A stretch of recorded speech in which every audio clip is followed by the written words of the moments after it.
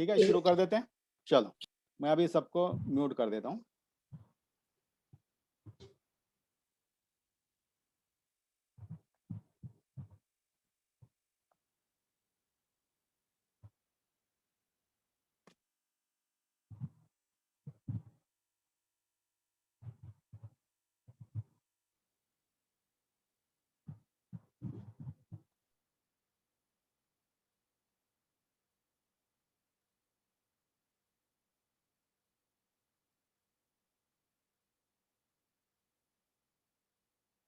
गुरुर्ब्रह्मा गुरुर्विष्णु गुरुर्देवो महेश्वरा, गुरु साक्षात परब्रह्म, तस्मै श्री गुरवे नमः।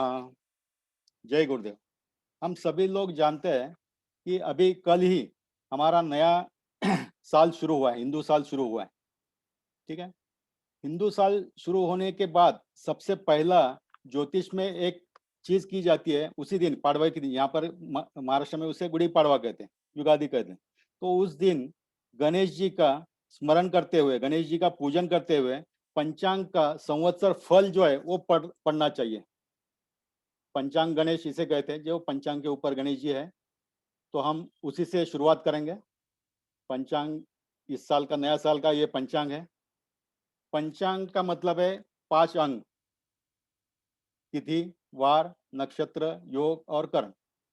और ये बहुत जरूरी है, ये बेसिक है, फंडामेंटल्स है एस्ट्रोलॉजी के, बिल्कुल बेसिक है। कल किसी स्टूडेंट ने मुझे कहा था कि पंचांग नहीं सीखना है, या पंचांग सिखा रहे तो थोड़ा सा टाइम वेस्ट हो जाएगा, ऐसा उनको लग रहा था। किसी और ने किस ढंग में उन्हें पढ़ाया ये मुझे पता नहीं है, लेकिन पंचांग बहुत जरूरी है। पंचांग हर एक ने सीखना चाहिए, समझना चाहिए। और जो बातें कंप्यूटर से आती है उसको बार बार कैलकुलेशंस के माध्यम से आपको नहीं निकालना है, लेकिन समझना बहुत जरूरी है। क्योंकि तिथि आप नहीं समझोगे कि कौन सी तिथि शुभ है अशुभ है, तो आप उसका जो बर्थ होता है किसी जातक का, तो जब बर्थ डिटेल्स हम लेते हैं तो हमको पता नहीं चलेगा शुभ तिथि पे है या अशुभ में। वैसे ही वार में, नक्षत्र में, योग, करण, ये सब शुभ और अशुभ होते हैं। तो ये हम लोग तभी जब सीखेंगे, समझेंगे, तभी ये जान सकते हैं। ठीक है, तो हम गणेश जी का पूजन करते हैं। वक्रतुंड महाकाय सूर्यकोटि समप्रभ, निर्विघ्नं कुरु मे देव, सर्व कार्येषु सर्वदा। अभी इसका जो संवत्सर फल का पठन है, तो एक थोड़ा सा हम उसी से शुरुआत करते हैं। श्री गणेशाय नमः। मुझे साथ में एडमिट भी करना है हर एक को, तो थोड़ा सा उसके तरफ भी ध्यान दूंगा। श्री गणेशाय नमः। श्री सरस्वते नमः। अथ संवत्सर फलम।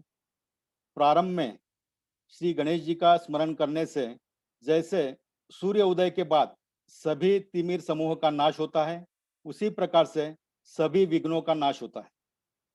सभी कार्य की सिद्धि के लिए श्री गणेश जी, ब्रह्मा, विष्णु और महेश्वर, इन्हें प्रणाम कर संवत्सर फल मैं आज बताऊंगा। नूतन संवत्सर की शुरुआत में उसी दिन घर घर में ध्वज व तोरण लगाते हैं। मंगल स्नान करके ब्राह्मण के साथ में गुरुजन और देवताओं की पूजा करनी चाहिए।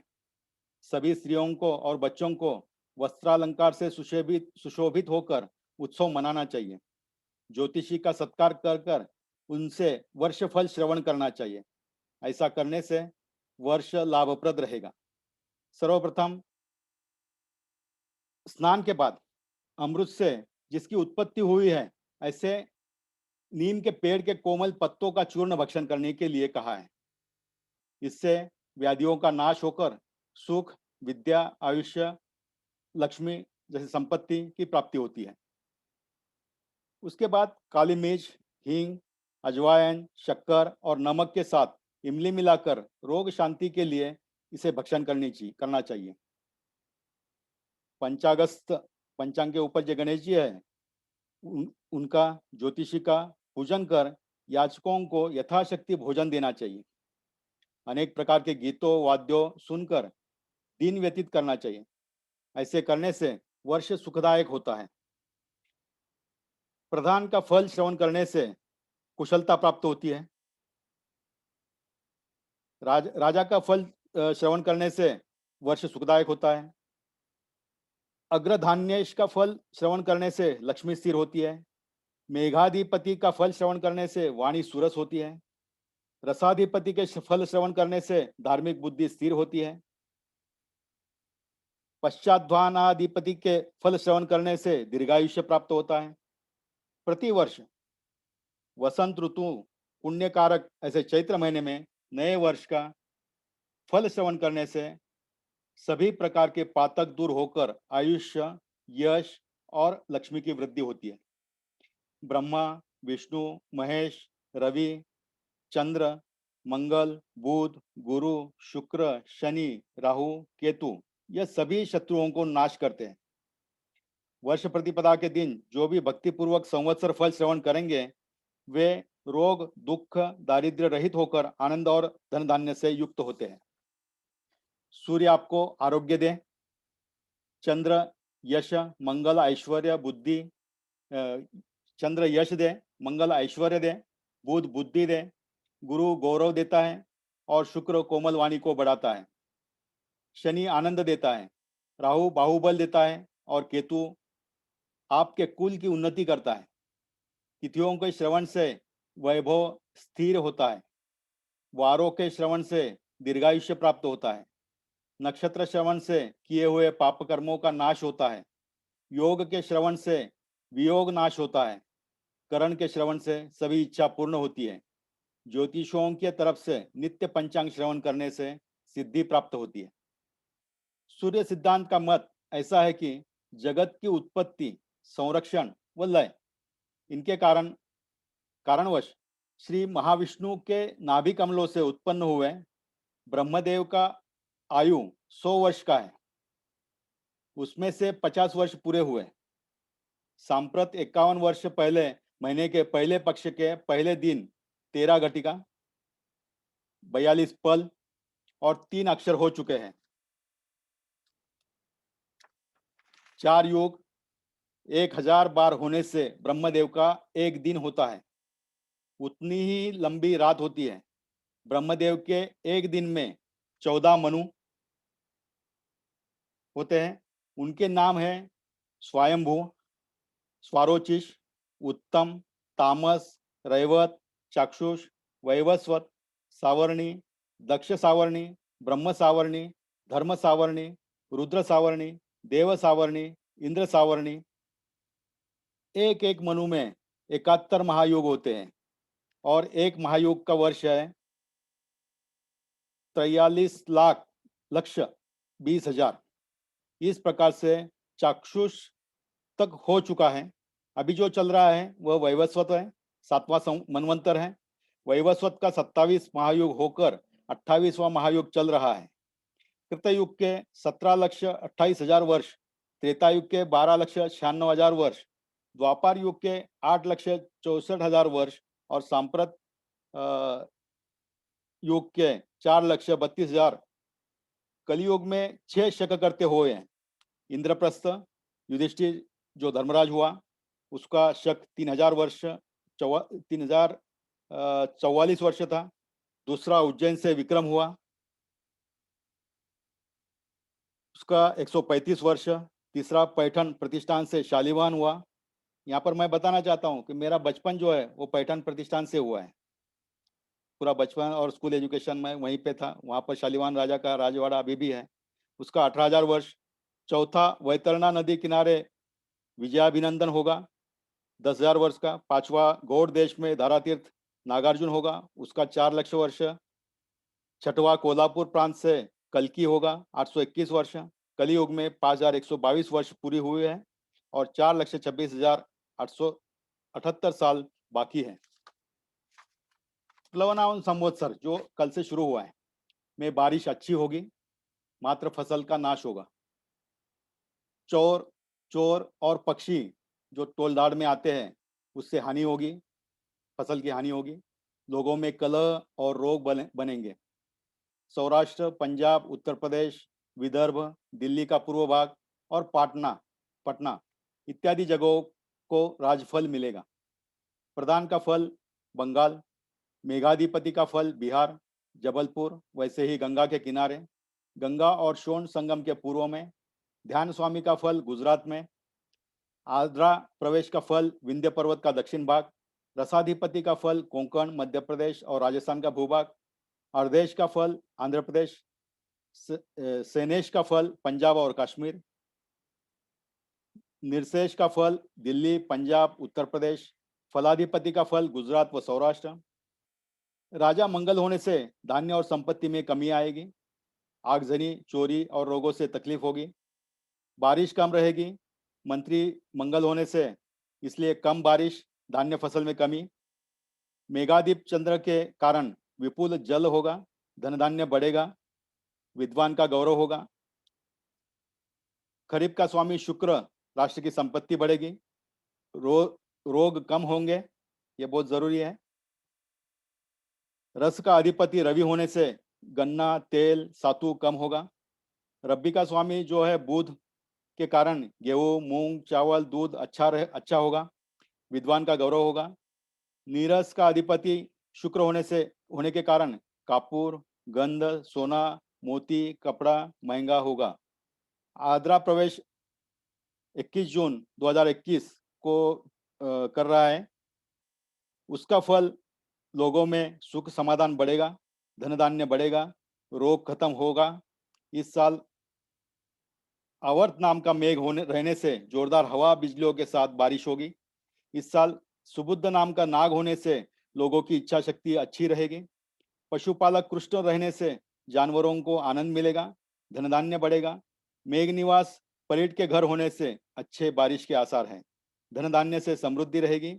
इस साल 3 आठक मतलब मध्यम पर्जन्यमान, 6 भाग नदी पर्वत और 4 भाग भूमि पर इंद्र वर्षा होगा।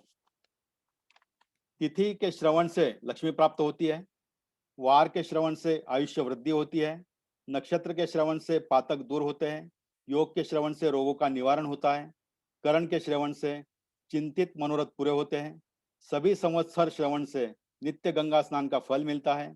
यह शुभकारक वर्षफल संवत्सर आरंभ में जो भी भक्ति से श्रवण करते हैं वह संपूर्ण वर्ष सुखी रहते हैं। इति संवत्सर फलम संपूर्णम। श्री गजाननार्पण मस्तु। शुभम भवतु।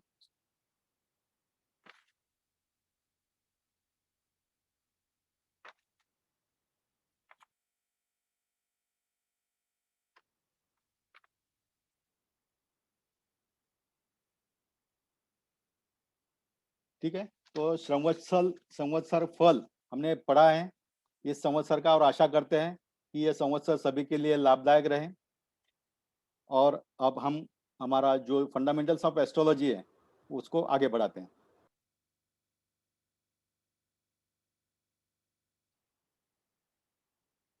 जैसे वास्तु में हमने देखा है कि वास्तु के 18 विश्वविख्यात वास्तुशास्त्र उपदेशक है, वैसे ही ज्योतिष के भी 18 विश्वविख्यात ज्योतिष शास्त्र उपदेशक है।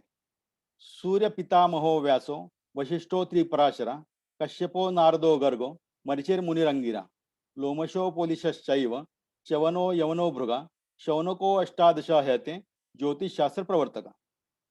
ज्योतिष शास्त्र के ये 18 जो प्रवर्तक है, प्रणेता है, के अतिरिक्त ज्योतिष की अपने शोधों की व्याख्या के द्वारा अभिवृद्धि करने वाले विद्वान की एक लंबी श्रृंखला है। ज्योतिष के प्रवर्तक ऋषियों के अनेक ग्रंथ यवनों के आक्रमणों से नष्ट हो गए थे तथा बहुत से लुप्त हो गए थे, फिर भी ज्योतिष की अमूल्य सामग्री प्रकाशित और अप्रकाशित रूप से सभी देशों में विद्यमान है। तो हम जो भी विद्या पढ़ते हैं, विद्या का ग्रहण करते हैं, तो सबसे पहले हमें गुरु का आशीर्वाद होना बहुत जरूरी है।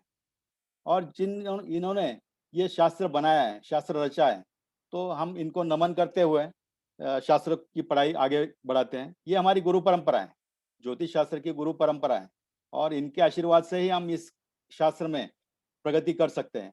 हमको और जैसे ज्योतिष शास्त्र को नेत्र भी कहा है, तो ये इंट्यूशंस भी इसमें बहुत जरूरी है। तो ये सब इंट्यूशंस जो है वो गुरु के माध्यम से ही हम लोगों को मिलते हैं, क्योंकि आगे हम लोग देखेंगे ज्योतिष में ये बहुत बड़ा लंबा परमिटेशन कॉम्बिनेशंस का एक प्रेडिक्टिव साइंस है, और उसमें इंट्यूशन की बहुत जरूरी है, क्योंकि एक साथ हम सभी दृष्टि से सभी प्रकार से सोच नहीं सकते।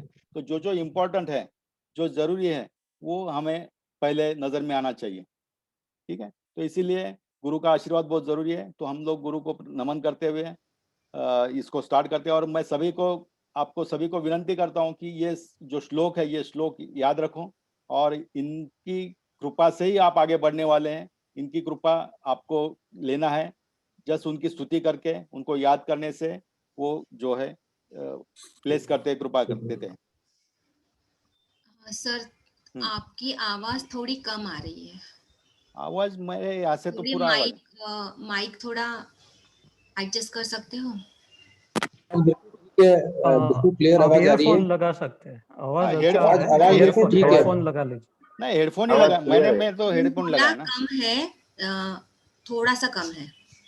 क्लियर है, हमारे लिए क्लियर है आवाज। हाँ नरेंद्र सर, आपकी आवाज एकदम क्लियर है, बिल्कुल क्लियर आवाज है। ठीक है, क्लियर। मेरे तरफ से देखो, मैंने क्या देखा है कि मेरा जो वॉल्यूम है वो पूरा 100% है और मैंने हेडफोन लगा के ही मैं बात कर रहा हूँ, तो इसमें नॉइज भी नहीं है और आवाज मैक्सिमम है। ओके ठीक है सर, मेरे यहाँ कुछ प्रॉब्लम होगा। नहीं, जो सुन रहे हैं ना वो हेडफोन लगा लीजिए, ठीक से आएगा। ओके जी। ठीक है। दूसरा मैं और एक आपको बताना चाहता हूँ कि ये जो स्लाइड्स हैं, ये सभी स्लाइड्स आपको मिलने वाले हैं। स्लाइड्स नोट डाउन करने के लिए जरूरत नहीं है। ये सभी आपको पूरा मिलेगा, इसका पीडीएफ मिलेगा और ये नोट डाउन करना नहीं है। आप अच्छी तरह से शांति से सुन लो, समझ लो। ठीक है, और जिनको भी क्वेश्चन पूछना है वो आप अनम्यूट करके पूछ सकते हैं, अदरवाइज आपका जो माइक है म्यूट रखिए। ठीक है,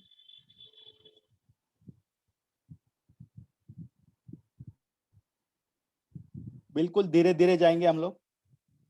जो बिगिनर्स है वो बिगिनर्स नोट डाउन कर सकते हैं, एक एक स्लाइड के ऊपर क्या क्या बताया है वो एक दो सेंटेंस में वो लिख के रख सकते हैं।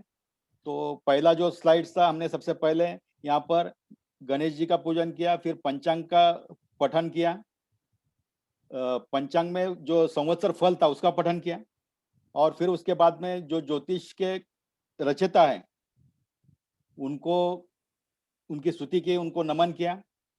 और आगे हम ज्योतिष के बारे में अभी बात कर रहे हैं। ज्योतिष शास्त्र की उत्पत्ति जो हुई है, ये बोधक शास्त्र है, अनुबोध करने वाला शास्त्र है, ये गाइडलाइंस देने वाला शास्त्र है। हाँ, की गई है इस अर्थात सूर्यादि ग्रह की काल का बोध करने वाला जो शास्त्र है। सूर्य को यहाँ पर ग्रह माना है, सूर्य तारा है। क्योंकि कभी कभी कुछ लोग जो साइंटिफिक बातें करते हैं वो आपको क्रॉस चेक कर सकते हैं कि सूर्य स्टार है, तारा है, और बाकी सब जो है वो ग्रह है, प्लैनेट्स हैं। तो लेकिन ज्योतिष में सूर्य को भी ग्रह माना है। ठीक है, और हम सूर्यमाला में रहते हैं, तो सूर्य उसमें सेंटर है, सेंटर ऑफ अट्रैक्शन है और उस सबका मुखिया है। सूर्य के बिना कुछ नहीं हो सकता है। सूर्य है इसीलिए ये सब सूर्यमाला है और नेचर है और हम सब लोग हैं। तो सूर्य सबसे इंपॉर्टेंट है और वो तारा है, इतना याद रखना। और ज्योतिष में उसको ग्रह समझा है। इसमें प्रधानतः ग्रह जो है, ग्रह है, फिर नक्षत्र है, फिर धूमकेतु है, आदि ज्योति पदार्थों का स्वरूप है। ज्योति का अर्थ है लाइट, जो लाइट्स देते हैं। ऐसे सभी ये जो ग्रह, नक्षत्र, धूमकेतु वगैरह, उनको यहाँ पर लिया गया है। उनका जो ये एक्चुअली मैथमेटिक्स है, ज्योतिष शास्त्र ये एक गणितीय शास्त्र है। इसीलिए इसके जो रचयिता है अभी के, आर्यभट्ट, भास्कराचार्य, पराशर, ये सब लोग जो है ये गणितज्ञ थे, मैथमेटिकल साइंटिस्ट थे। और उन्होंने जो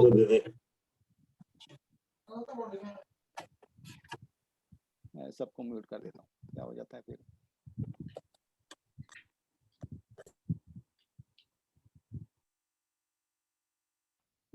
ये गणित का शास्त्र है। और गणित किसका गणित है? ग्रहों का गणित।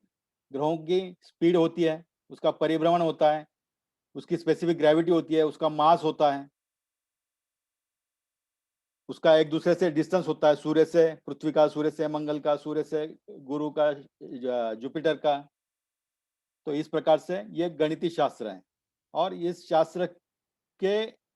शास्त्र से जो फंडामेंटल्स, बेसिक्स बनाए गए हैं, उसके साथ इसको जो शुभ अशुभ कथन करने के लिए, प्रेडिक्ट करने के लिए एक शास्त्र रचा गया है, उस शास्त्र को कहते हैं ज्योतिष शास्त्र। यहाँ पर एक श्लोक आता है, गणितेषु प्रवीणो यः शब्दशास्त्रे कृताश्रमा व्यायादि बुद्धिमान देश दिक्कालाज्ञो जितेंद्रिया उहापोह पटुर्होरा स्कंद श्रवण संपदा सम्मत मैत्रेय सत्यताम यति तस्य वाक्यम न संशय. Only a person who is thorough in mathematics, has practiced the art of communication, just and gifted with high intelligence, take cognizance of time and place, has mastered the sense, is expert in logic, has made in-depth study of the astrological scriptures, is capable of making accurate prediction. अगर आपको आपका गणित अच्छा है तो आप एक अच्छे ज्योतिषी बन सकते हैं. आपको आपका गणित अच्छा चाहिए, इंटेलिजेंस अच्छा चाहिए, इंट्यूशन अच्छा चाहिए और बाकी सभी का कॉग्निजेंस लेते हुए टाइम एंड प्लेस का आप इसमें मास्टर हो सकते हैं. ज्योतिष शास्त्र क्या है? आकाश में स्थित ज्योतिर्पिंडों के संचार और उनसे बनने वाले गाणितिक पारस्परिक संबंधों के पृथ्वी पर पड़ने वाले प्रभाव का विश्लेषण करने वाली विद्या का नाम है ज्योतिष शास्त्र. आकाश में स्थित ज्योतिर्पिंडों का मतलब सूर्य से लेके बाकी सभी प्लैनेट्स, इनका और नक्षत्र. सबसे पहले ज्योतिष शास्त्र शुरुआत हुआ है नक्षत्रों से, फिर नक्षत्रों से फिर ग्रहों पर आ गए और उसका जो विश्लेषण करने वाली जो विद्या है उसका नाम है ज्योतिष शास्त्र. ठीक है, क्योंकि आप इस क्षेत्र में आ रहे हैं, सबको सब की क्यूरियोसिटी रहेगी कि ये क्या है, वो यही क्वेश्चन सब लोग पूछते हैं, तो आपको उसका सही जवाब पता होना चाहिए ताकि आप भी उसका प्रचार और प्रसार अच्छी तरह से कर सकें. अभी ज्योतिष का इतिहास. वेदों के 6 अंग हैं, शिक्षा, कल्प, निरुक्त, व्याकरण, छंद और ज्योतिष. तो ये जो है वेदों के जो 6 अंग है उसमें का एक अंग जो ज्योतिष है. वेद जो है अपौरुष है, किसी एक ने लिखा नहीं है, इसलिए ज्योतिष को भी जो वेदांग है वो भी अपौरुष है, अर्थात सृष्टि के आदि से चला आ रहा है. कालक्रम से ज्योतिष शास्त्र के 18 प्रणेता माने गए, वो हमने देखे. सूर्य और आदि जो है 18 प्रणेता है, वो उन्होंने ये शास्त्र जो है डेवलप किया है. अभी हम सब लोग एस्ट्रोलॉजी पढ़ने वाले हैं तो हमको ये पता होना चाहिए कि एस्ट्रोलॉजी के जो बेसिक बुक्स जो है वो कौन से ग्रंथ हमने पढ़ने चाहिए और किस ग्रंथों से ये शास्त्र बना है, किस ग्रंथों के माध्यम से शास्त्र का प्रचार और प्रसार हो रहा है. एक है यवन होरा शास्त्र, होरा रत्न, बृहद जातक, होरासार, पराशर, उत्तर कालामृत, सारावली, बृहद संहिता, ज्ञान प्रदीपिका, फल ज्योतिष, जातक पारिजात, शुक्र जातक, फल दीपिका, होरासार, सर्वार्थ चिंतामणि, बृहद जातक. तो इस प्रकार से ये कुछ ग्रंथों के नाम हैं जो इम्पोर्टेंट है, अच्छे हैं, ऑथेंटिक हैं. तो ये आप अपने संग्रह में, लाइब्रेरी में रख सकते हैं. ठीक है, अभी सीधा हम लोग आते हैं कि ज्योतिष और ज्योतिष के बाद में बनने वाली कुंडली, होरोस्कोप. तो होरोस्कोप में क्या क्या कैसे कैसे भाग होते हैं ये यहाँ पर मैं आपको बता रहा हूँ. पहला, जब भी हम किसी का birth date, birth time and birth place, जन्म दिनांक, जन्म समय और जन्म स्थल, ये इसके इनपुट्स है, इस शास्त्र के इनपुट्स है. तो ये तीनों के माध्यम से वहां पर जो है कुंडली बनेगी, होरोस्कोप बनेगा. तो ये कुंडली बनाने के लिए आपको इनकी जरूरत है. तो इसका मतलब ऐसा है कि जब भी किसी का जब जन्म हुआ है वो समय, कहाँ पर हुआ है वो स्थल और कौन से दिनांक में, तारीख में हुआ है वो, उसमें आकाश में स्थिति जो होगी वो स्थिति को चार्ट पे, पेपर पे लाने का जो एक तरीका है वो है होरोस्कोप या कुंडली उसे कहते हैं. तो इस कुंडली में यहाँ पर मैंने दिखाया आपको कि एक first, second, third, fourth, fifth, six, seventh, ये उसके पार्ट्स हैं. तो एक ही पेज में एट ए ग्लांस ये जो इम्पोर्टेंट चीजें हैं ये हमने यहाँ पर एक पेज में लाया है और ये क्या क्या है ये 1 बाय 1 हम लोग वो समझेंगे. ठीक है, तो सबसे पहले 1 नंबर में तो आपका पूरा डेटा आएगा, birth date, birth time, birth place. फिर उसके बाद से वो आपका जो अयनांश होगा वो अयनांश आएगा. जन्मस्थल के कारण रेखांश और अक्षांश पता चल जाएंगे. फिर उसके बाद में जो तिथि, योग, सूर्यास्त और सूर्योदय भी उस दिन का पता चलेगा, वो पता रहना जरूरी है। फिर आगे चल के नक्षत्र, कौन सा नक्षत्र था उस दिन, वो पता चलेगा, कौन सा करण था। फिर आगे उसमें उस व्यक्ति का किस दशा में जन्म हुआ, उसका भोग्य कितना हुआ है, कितना बाकी है, वो पता चलेगा। उसकी राशि कौन सी है, राशि का स्वामी कौन सा है, ये सब इसमें से पता चल जाता है। ये सब टर्म्स जो है, जो मैं आप पहली बार सुन रहे हैं, वो बार बार आएगा और आपको उसको एक एक टर्म को मैं क्लियर कर दूंगा। ठीक है। सेकंड पार्ट में क्या आता है, तो सेकंड पार्ट में एक लग्न चक्र बोल के आता है। लग्न चक्र ये एक उसका नाम है, ये टाइप चक्र का एक नाम है, लग्न चक्र। लग्न चक्र में यहाँ पर आपको देखने को मिलता है कि एक स्क्वायर में 12 भाग किए हुए, 12 हिस्से किए हुए, और हर एक को नंबर दिया है। जैसे कि सेंटर में, यहाँ से टॉप सेंटर से स्टार्ट करेंगे और एंटी क्लॉकवाइज जाएंगे, तो 5 नंबर, 6, 7, 8, 9, 10, 11, 12 के बाद में एक आया है, 2, 3, 4। तो ये जो है कि 12 राशि है, 12 भाव है, 12 लग्न है। तो उसके वो आगे हम लोग डिटेल करेंगे। तो ये शुरुआत कहीं से भी हो सकती है, लेकिन 12 के बाद फिर एक से लेके वो जहाँ से शुरुआत हुआ है वहां तक वो कंटिन्यू हो जाएगा। ठीक है। फिर उसके बाद तीसरे इसमें एक नवांश चक्र है। जो नवांश कुंडली जो होती है, वो डिटेल स्टडी करने के लिए वो भी देखना बहुत जरूरी है। तो वो भी यहाँ पर जो है पढ़ाई पढ़ाई करेंगे हम, कैसे देखना है, कैसे रीड करना है, कैसे उसको प्रेडिक्ट करना है, वो भी देखेंगे। 4 नंबर का जो पार्ट है वो सब दशा है। विषोत्तरी विषोत्तरी दशा जो है, वो हर एक ग्रह की दशा होती है, उसका समय होता है, वहां पर दिया है, स्टार्टिंग और एंडिंग टाइम दिया है, डेट दिया है। उस हिसाब से आप वो समझ सकते हैं कि कौन सी किसकी दशा चल रही है और कब तक है, और उसकी स्थिति कैसी है, वो हम लोग जो जान सकते हैं। 5 नंबर में यहाँ पर जो है, वो सभी जो ग्रहों की स्थिति जो है, वो ग्रहों की स्थिति को डिटेल दिया गया है। हर एक ग्रह का राशि, कौन सी राशि है, क्या है, वैसे वैसे वहां पर समझाया गया है। ठीक है। फिर उसके बाद में नीचे एक अष्टक वर्ग तालिका दिए। अष्टक वर्ग तालिका का मतलब है, अष्टक का मतलब है 8, और वर्ग तालिका, ये टोटली मैथमेटिकल एस्ट्रोलॉजी है।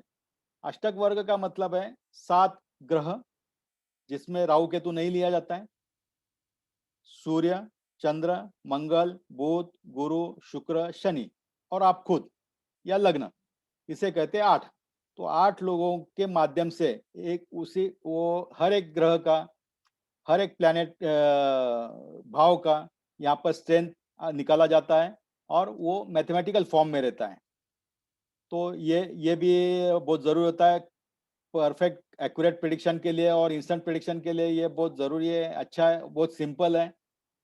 जो कोई अष्टक वर्ग सीखता है उसे ज्योतिष शास्त्र बहुत सिंपल लगता है, क्योंकि अदरवाइज वहां पर जो परम्यूटेशन कॉम्बिनेशन है बहुत ज्यादा है, और एक निर्णय तक आने के लिए आपको अष्टक वर्ग का कंफर्मेशन कंसिडरेशन करना बहुत जरूरी है।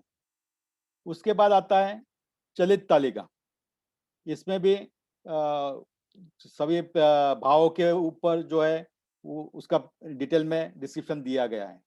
ठीक है। तो इस प्रकार से हम लोग आगे पढ़ने वाले हैं कि जब किसी का बर्थडे टाइम और बर्थ प्लेस डालने के बाद हम उसको, उसका जो होरोस्कोप आएगा, जो कुंडली आएगी, उसको कैसे रीड कर सकते हैं। ठीक है।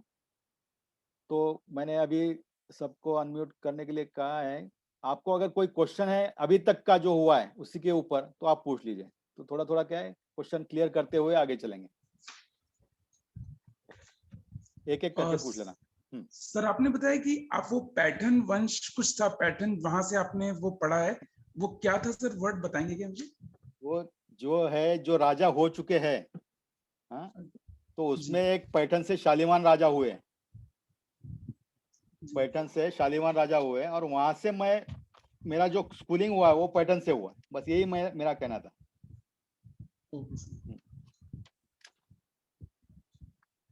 चलो आगे। तो अभी तक आपका सबको क्लियर हो गया है कि हम क्या कैसे पढ़ने वाले। जो एक होरोस्कोप रीड करने के लिए जो जो इम्पोर्टेंट चीजें हैं, वो एक स्क्रीन के ऊपर, एक चार्ट के ऊपर मैंने बताया था, एक पेज के ऊपर, और उसका थोड़ा सा मैंने आपको डिस्क्राइब किया है, और वो हम लोग अभी जो है वो डिटेल में देखेंगे। सर आपने जो ज्योतिष के 18 विश्वविख्यात प्रणेता बताए, हाँ। So they are a living person, कोई व्यक्ति है या अदरवाइज ऋषि है ना वो सब। ऋषि? सो सर वो ह्यूमन बॉडी में है कि they are just energies at this moment?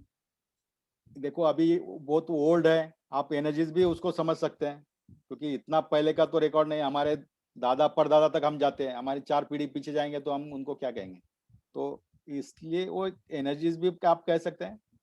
और ऋषि थे, उनका कहीं कहीं जगह पे उल्लेख आता ही है, तो इस प्रकार से आप समझ सकते हैं, क्योंकि ये व्यास जो है वो ऋषि थे, वशिष्ठ, पराशर। अभी सूर्य को हम नहीं बता सकते, ठीक है, सूर्य तो एनर्जी हुआ, लेकिन पितामह व्यास जो है वो ह्यूमन बॉडी थे, ह्यूमन बॉडी में थे। कश्यप है, नारद है, गर्ग, मरीचिर मुनि, फिर लोमश, पोलिश, शौनक, ये जो है ये ऋषि थे ना। तो ये सब जो है प्रवर्तक है, जो अपने अपने समय पे उन्होंने इस शास्त्र के सिद्धांतों को आगे बढ़ाया है।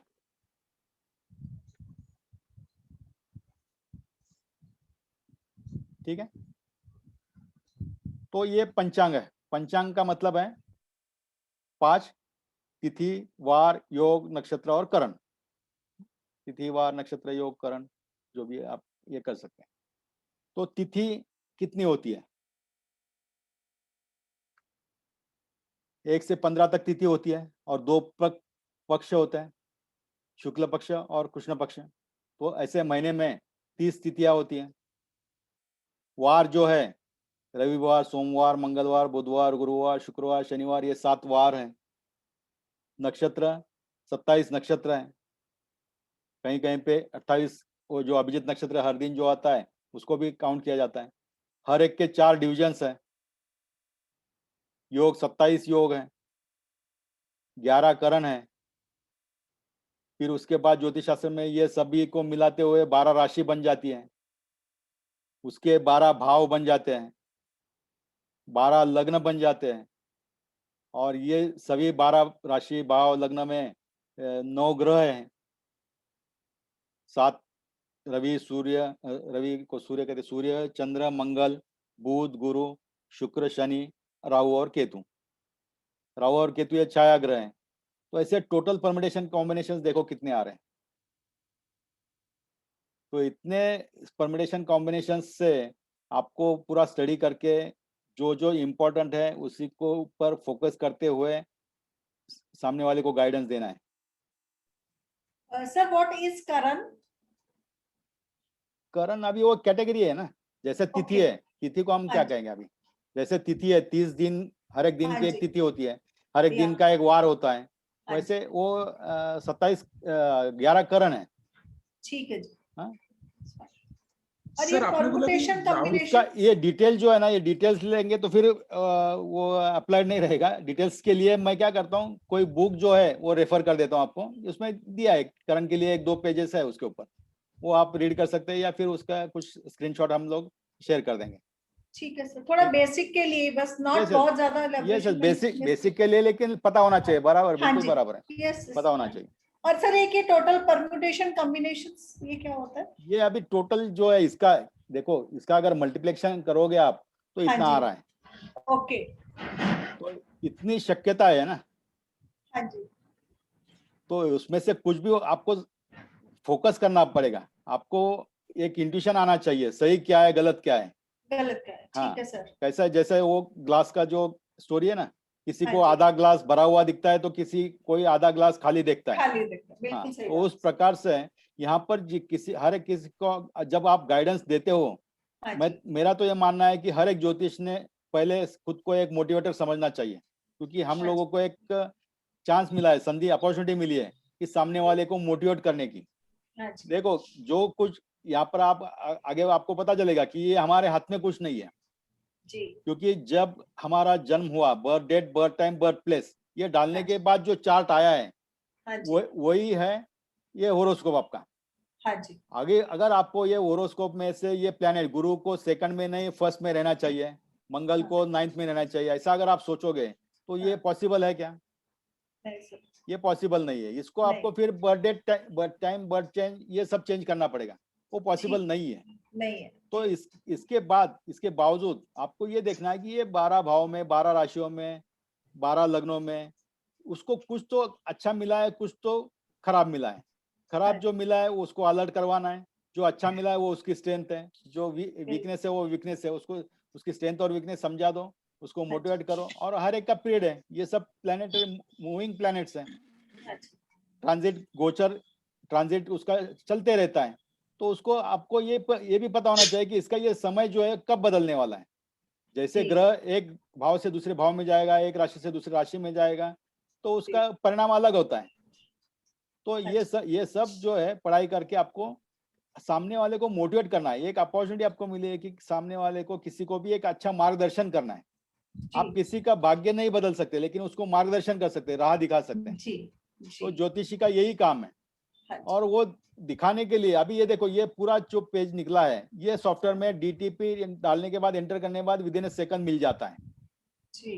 अगर आप इसको कैसे बनाना है ये पढ़ने के लिए जाओगे तो फिर आपको 3-4 साल तो ये यहाँ तक ही लगेगा, लगेगा। फिर उसके बाद में उसमें इंटरेस्ट नहीं आएगा। तो अभी हम लोग ये अप्लाइड फंडामेंटल कोर्स में क्या करने वाले कि ये पढ़ना कैसे, ये जो आता है कंप्यूटर ने हमें वो सुविधा के साथ ये निकाल के दिया है, हमको इसको पढ़ना है। पढ़ना है, ठीक है। हाँ, और ये पढ़ना जो है ये स्किल है। हाँ जी। जैसे खाना बनाने के लिए 4 लेडीज अलग अलग सेम मटेरियल से अलग अलग टेस्ट का खाना बना सकते हैं, बिल्कुल सर। क्योंकि वो स्किल है। तो वैसे ही ज्योतिष स्किल है, इसीलिए हर एक ज्योतिष के पास जब आप जाते हो तो हर एक का प्रेडिक्शन अलग आएगा, अलग आएगा, बिल्कुल सही बात है वो सर। अलग आएगा। तो ये यहाँ पर इसका कारण है, ये है कि इतने परम्यूटेशन कॉम्बिनेशन में से उसको जो भी 50 श्लोक क्लिक हो जाते हैं, उसके कारण वो अलग आता है। बिल्कुल सही बात। ठीक है, तो इस प्रकार से आपको जो है फोकस करना है, पॉजिटिव रहना है, खुद को पॉजिटिव रखना है। हाँ जी। और आगे सामने वाले को भी उस स्थिति में से उसको हिम्मत देके, मोटिवेट करके उस स्थिति से कैसे वो बाहर निकल सकता है और कैसे वो जो परिस्थिति है उसको डाइजेस्ट कर सकता है, ये उसको आपको समझाना है। Thank you sir. Thank you sir. आपने भी थोड़ी देर पहले बोला कि राहु केतु 4 ग्रह हैं सर। वो नहीं, राहु केतु 4 नहीं है, छाया ग्रह है। छाया ग्रह। हाँ, वो आगे आएगा कैसे वो बता देता हूँ। वो छाया ग्रह, वो फिजिकल प्लैनेट्स नहीं है। जैसे आप मंगल को देख सकते हैं, हाँ, कल ये चंद्र मंगल का कुछ दोनों पास में आ गए, तो ऐसा मंगल को देख सकते हैं। वीनस भी देखता है कभी कभी, अभी कुछ दिन पहले सैटर्न दिखाई दे रहा था। तो ये नेकेड आई से भी दिखते हैं, और बाकी आप स्कोप से तो देख सकते हैं। तो वैसे राहु और केतु को देख नहीं सकते, इसलिए उसे छाया ग्रह कहते हैं। तो वो छाया ग्रह है। 7 ग्रह, जो बेसिक ग्रह जो है वो 7 है, लेकिन उसका असर बहुत ज्यादा होता है, इसलिए उसको कंसिडर किया गया है। ठीक है, तो ज्योतिष शास्त्र की उत्पत्ति कैसे हुई? ज्योतिषम सूर्यादि ग्रहाणाम बोधकम शास्त्रम, ये सूर्य और आदि ग्रहों का जो बोधक शास्त्र है, अर्थात सूर्यादि ग्रहों के विषय में ज्ञान कराने वाले शास्त्र को ज्योतिष शास्त्र कहते हैं। इसमें प्रधानता ग्रह, नक्षत्र, धूमकेतु आदि ज्योति पदार्थों का स्वरूप, संचार, परिभ्रमण काल, ग्रहण और स्थिति, प्रवृत्ति, समस्त घटनाओं का निरूपण एवं ग्रह नक्षत्र की गति, स्थिति और संचारानुसार शुभाशुभ फलों का कथन किया जाता है। ज्योतिष शास्त्र के 3 स्कंद होते हैं, ये 3 पार्ट में डिवाइड किया गया है। इसका प्रथम स्कंद है सिद्धांत, दूसरा स्कंद है होरा, जिसमें पहले स्कंद में जिसमें त्रुटि से लेकर प्रलय काल तक की गणना और सावन, नक्षत्र आदि, मासादि काल, मानव का प्रभेद, ये ग्रहों के बारे में ये दिया गया है। थोड़ा सा थ्योरेटिकल पार्ट है। दूसरा पार्ट जो गणित है, उसका संचार का विस्तार तथा गणित क्रिया, उपपदी आदि द्वारा ग्रहों, नक्षत्रों, पृथ्वी की स्थिति का वर्णन किया गया है। इस स्कंद के प्रमुख ग्रंथ जो है ग्रह लागव, मकरंद, ज्योतिर्गणित, सूर्य, ये सब जो है ये सिद्धांत के ग्रंथ हैं। द्वितीय स्कंद जो है वो संहिता। इस स्कंद में गणित को छोड़कर अंतरिक्ष में ग्रह, नक्षत्र, ब्रह्मांड आदि की गति, उसकी स्थिति एवं तत्लोकों में रहने वालों प्राणियों की क्रिया विषय द्वारा समस्त लोकों का समष्टिगत फलों का वर्णन उसे संहिता कहते हैं। वराहमिहिर इन्होंने इसके ऊपर जो ग्रंथ लिखा है संहिता में, भद्रबाहु संहिता, ये भी एक प्रसिद्ध ग्रंथ है संहिता का लिए। तो पहला पार्ट है सिद्धांत गणित और दूसरा संहिता और तीसरा स्कंद जो है वो होरा। ये होरा स्कंद में जातक, उसके मुहूर्त, प्रश्न आदि का विचार किया जाता है और उसको फलादेश, व्यक्तिगत फलादेश में वर्णन किया गया है। इस स्कंद के प्रसिद्ध ग्रंथ जो है बृहद जातक, बृहद पाराशर, होरा शास्त्र, सारावली, जातक पारिजात, फल दीपिका, उत्तर कालामृत, लघु पाराशरी, ये इसके ग्रंथ है। और इसका एक अलग एक सूत्र है, जैमिनी सूत्र, जैमिनी पद्धति है, वो जैमिनी सूत्र और प्रश्न मार्ग पद्धति ऐसे इसके प्रमुख ग्रंथ हैं।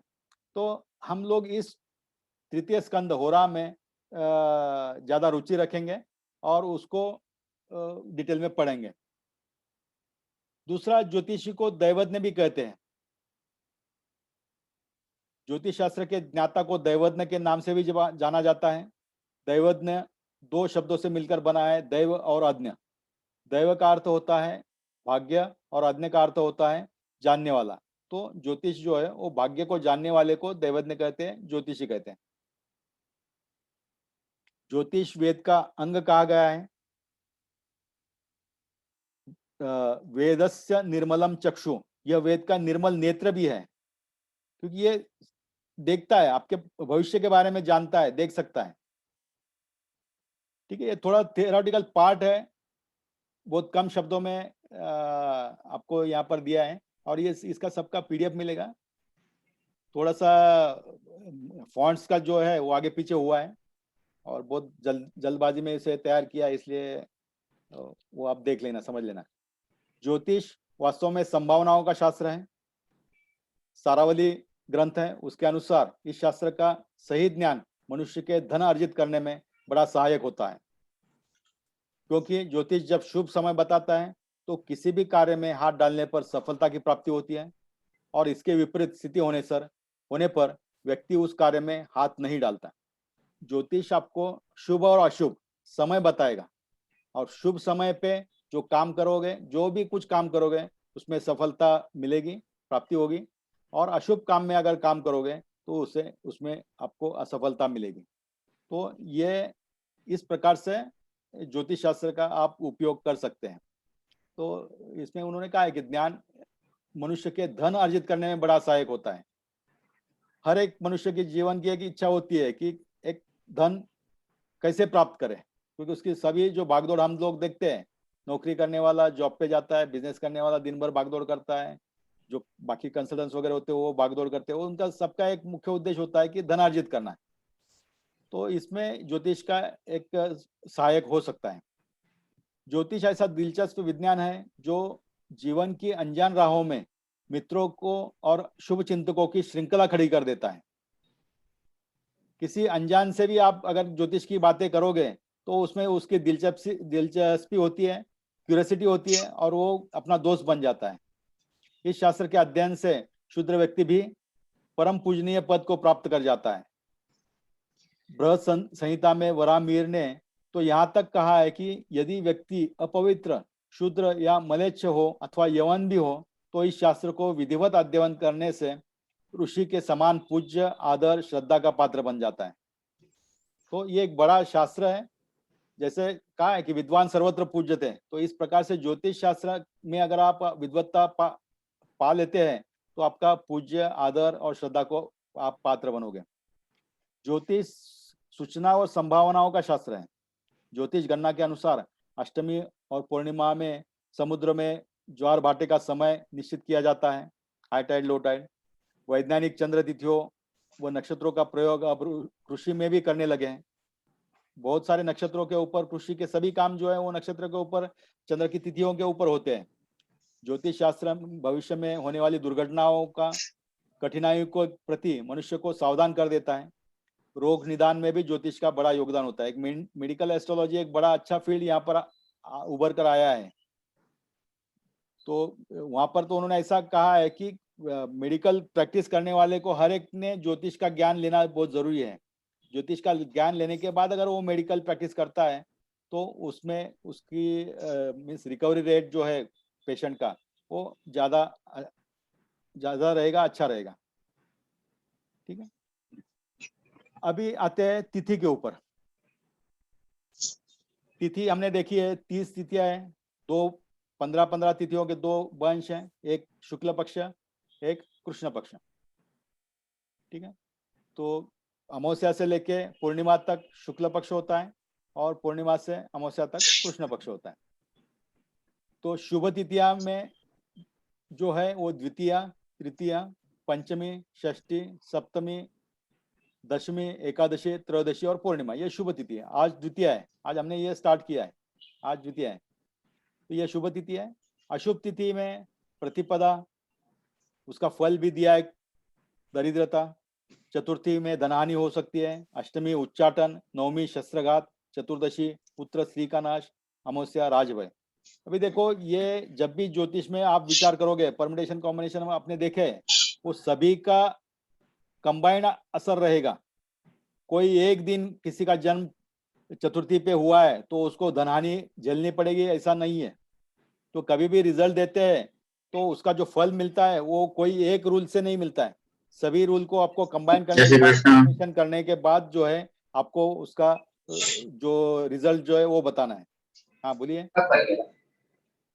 घरे जता कोरोना में था બધા ઘરે બધા નામસ્મરણ કર્યું। म्यूट करके करिए ना प्लीज। रमन जी आपकी आवाज आ रही है। ऐसा मत करो, आप सब लोग सीनियर है, अच्छे, पहला क्लास नहीं है जूम पे। क्या होता है, डिस्टर्ब हो जाता है, लिंक टूट जाती है। और मैं यहाँ से सबको अगर म्यूट कर दूंगा तो फिर आप क्वेश्चन भी नहीं पूछ पाते। ठीक है, तो तिथियों के बारे में हमने ये जान लिया है कि शुभ तिथि कौन सी है, अशुभ तिथि कौन सी है। हेलो। हाँ सर, एक प्रश्न था। हाँ, कि पूनम की बाद वाली जो प्रतिपदा आती है वो शुभ होती है या अशुभ होती ये देखो दोनों प्रतिपदा यहाँ पर, है? ये जो तिथि जो है दोनों हाँ। दोनों प्रतिपदा वैसे ही देखेंगे। अच्छा, ठीक, ओके।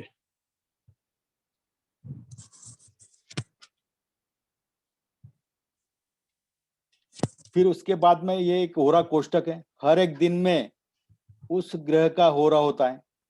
जैसे 24 दिन होगा तो उस दिन में सपोज आज रविवार है तो रविवार में पहला होरा रवि का रहेगा, दूसरा शुक्र का, बुध का, चंद्र का, शनि का। तो इसके ये 24 होरे होते हैं और 25वां होरा वो दूसरे दिन का सवेरे का, सोमवार का चंद्र का होरा रहेगा, मंगलवार में सवेरे मंगल का रहेगा, बुधवार को बुध का रहेगा, गुरुवार को गुरु का रहेगा। तो जिस दिन भी अगर उसमें कुछ आपको कुछ साधना करनी है, कुछ रत्न धारण करने हैं, कुछ उसके अनुष्ठान करने हैं उस ग्रह के लिए, तो आप उस दिन के उस होरे में वो स्ट्रांग होता है, स्ट्रेंथ उसकी ज्यादा होती है, तो वो भी आप समझ सकते हैं यहाँ से। सर इनका स्पेसिफिक टाइम होता है? हाँ टाइम होता है, बस जो भी सिटी का सनराइज है वो सनराइज से लेके वो टाइम आगे काउंट करते जाना है। ठीक है सर। कितना समय सर? अभी 24 हो रहे हैं ना, तो हर एक का 1 घंटे का, ठीक, शुरुआत से लेके अगले दिन शुरुआत तक। ठीक। वार गणिक विहित कार्य, ये हर एक, अभी तिथि से लेके हम लोग वार पर आ रहे हैं, सोमवार, मंगलवार, बुधवार, गुरुवार, शुक्रवार, शनिवार, रविवार, ये 7 वार हैं। और उसके लिए क्या क्या कुछ विहित शुभ कार्य, क्या क्या कार्य आप कर सकते हैं, इसके लिए अच्छा रहेगा, वो यहाँ पर एक चार्ट दिया गया है, तो ये भी आप समझ सकते हैं। सोमवार को शंख, कमल, मोती, चांदी, भोजन, स्त्री, वृक्ष, शेती, जल, भूषण, यज्ञ, दूध, पुष्प, विद्यारंभ संबंधी शुभ कार्य।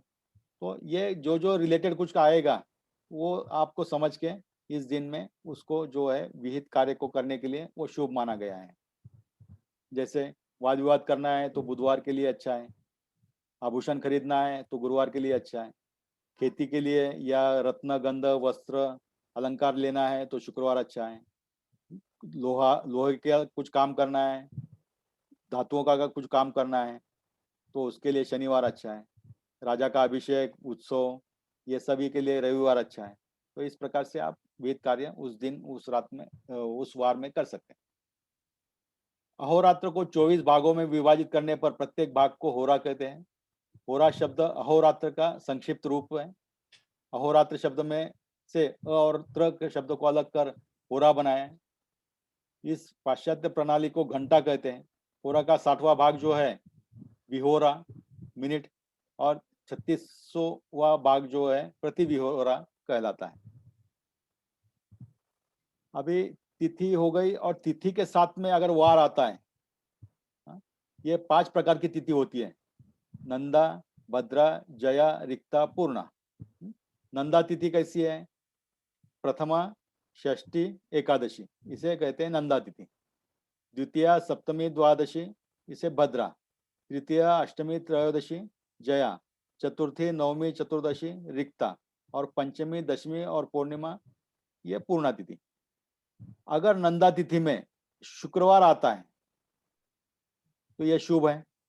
भद्रा में बुधवार आता है तो शुभ है। जया में मंगलवार आता है तो ये शुभ है। रिक्ता में शनिवार आता है, ये शुभ है। पूर्णा में गुरुवार आता है तो ये शुभ है।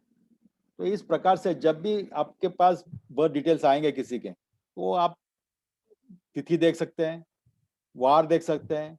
वो तिथि और वार का कॉम्बिनेशन कुछ आया तो और पॉजिटिव, ऐसे ऐसे एक एक पॉइंट आपको जोड़ना है, और सभी पॉइंट जोड़ने के बाद सबको कंसिडर करते हुए फिर आपको प्रिडिक्ट करना है।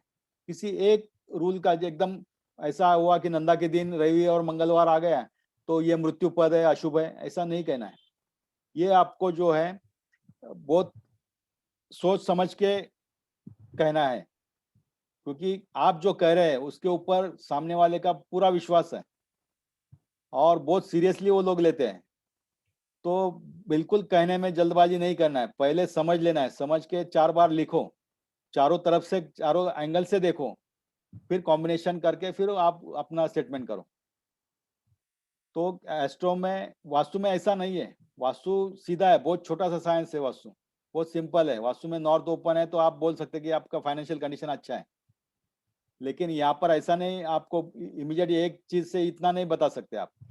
तो इसीलिए ज्योतिष शास्त्र बहुत समझने का शास्त्र है। पहले समझ लो, फिर उसके बाद उसका चिंतन करो, फिर उसके बाद उसके ऊपर कुछ आप भाष्य कर सकते हैं। नक्षत्र, नक्षत्र तारों के समूह से बना है। आकाश में, अंतरिक्ष में बहुत सारे तारे हैं, और सभी तारों का जो समूह है, वो समूह से नक्षत्र बने हैं। और वो नक्षत्र जो है वो 27 समूह है, 27 प्रकार के समूह हैं। किसी में 1 है, किसी में 2 है, किसी में 3 है, किसी में शत तारका, हंड्रेड्स है, सहस्त्र भी है। तो इस प्रकार से वो नक्षत्र बने हैं। इनमें हमारे सूर्य से कई गुना बड़े सूर्य तारे, कहते हैं ना कि कोटि सूर्य, सूर्य कोटि, तो ऐसे बहुत सारे सूर्य माला अंतरिक्ष में है। तो भारतीय ज्योतिष में नक्षत्रों की संख्या 27 मानी गई है। कहीं अभिजीत को लेकर 28 नक्षत्र मानते हैं। अभिजीत नक्षत्र जो है वो 28वां नक्षत्र है। 27 और 28 दोनों का उपयोग प्राचीन काल से आज तक हो रहा है। ठीक है, हाँ, कोई क्वेश्चन पूछ रहा था, हैंड रेज किया था, पूछो।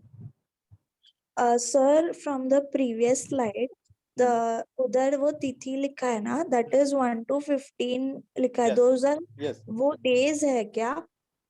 तिथि, हाँ, days 1 to 15 days, lunar days.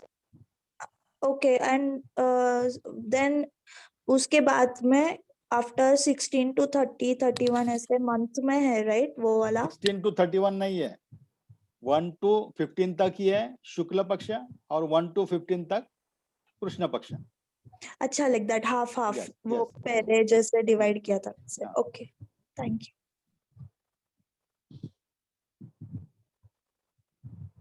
देखो यहाँ पर थोड़ा सा और आपको क्लियर हो जाएगा। ये नक्षत्र है, ये अश्विनी से स्टार्ट होता है। पहला नक्षत्र अश्विनी है। ये उसके 4 चरण है, 1 2 3 4 डिविजन्स ऑफ अश्विनी।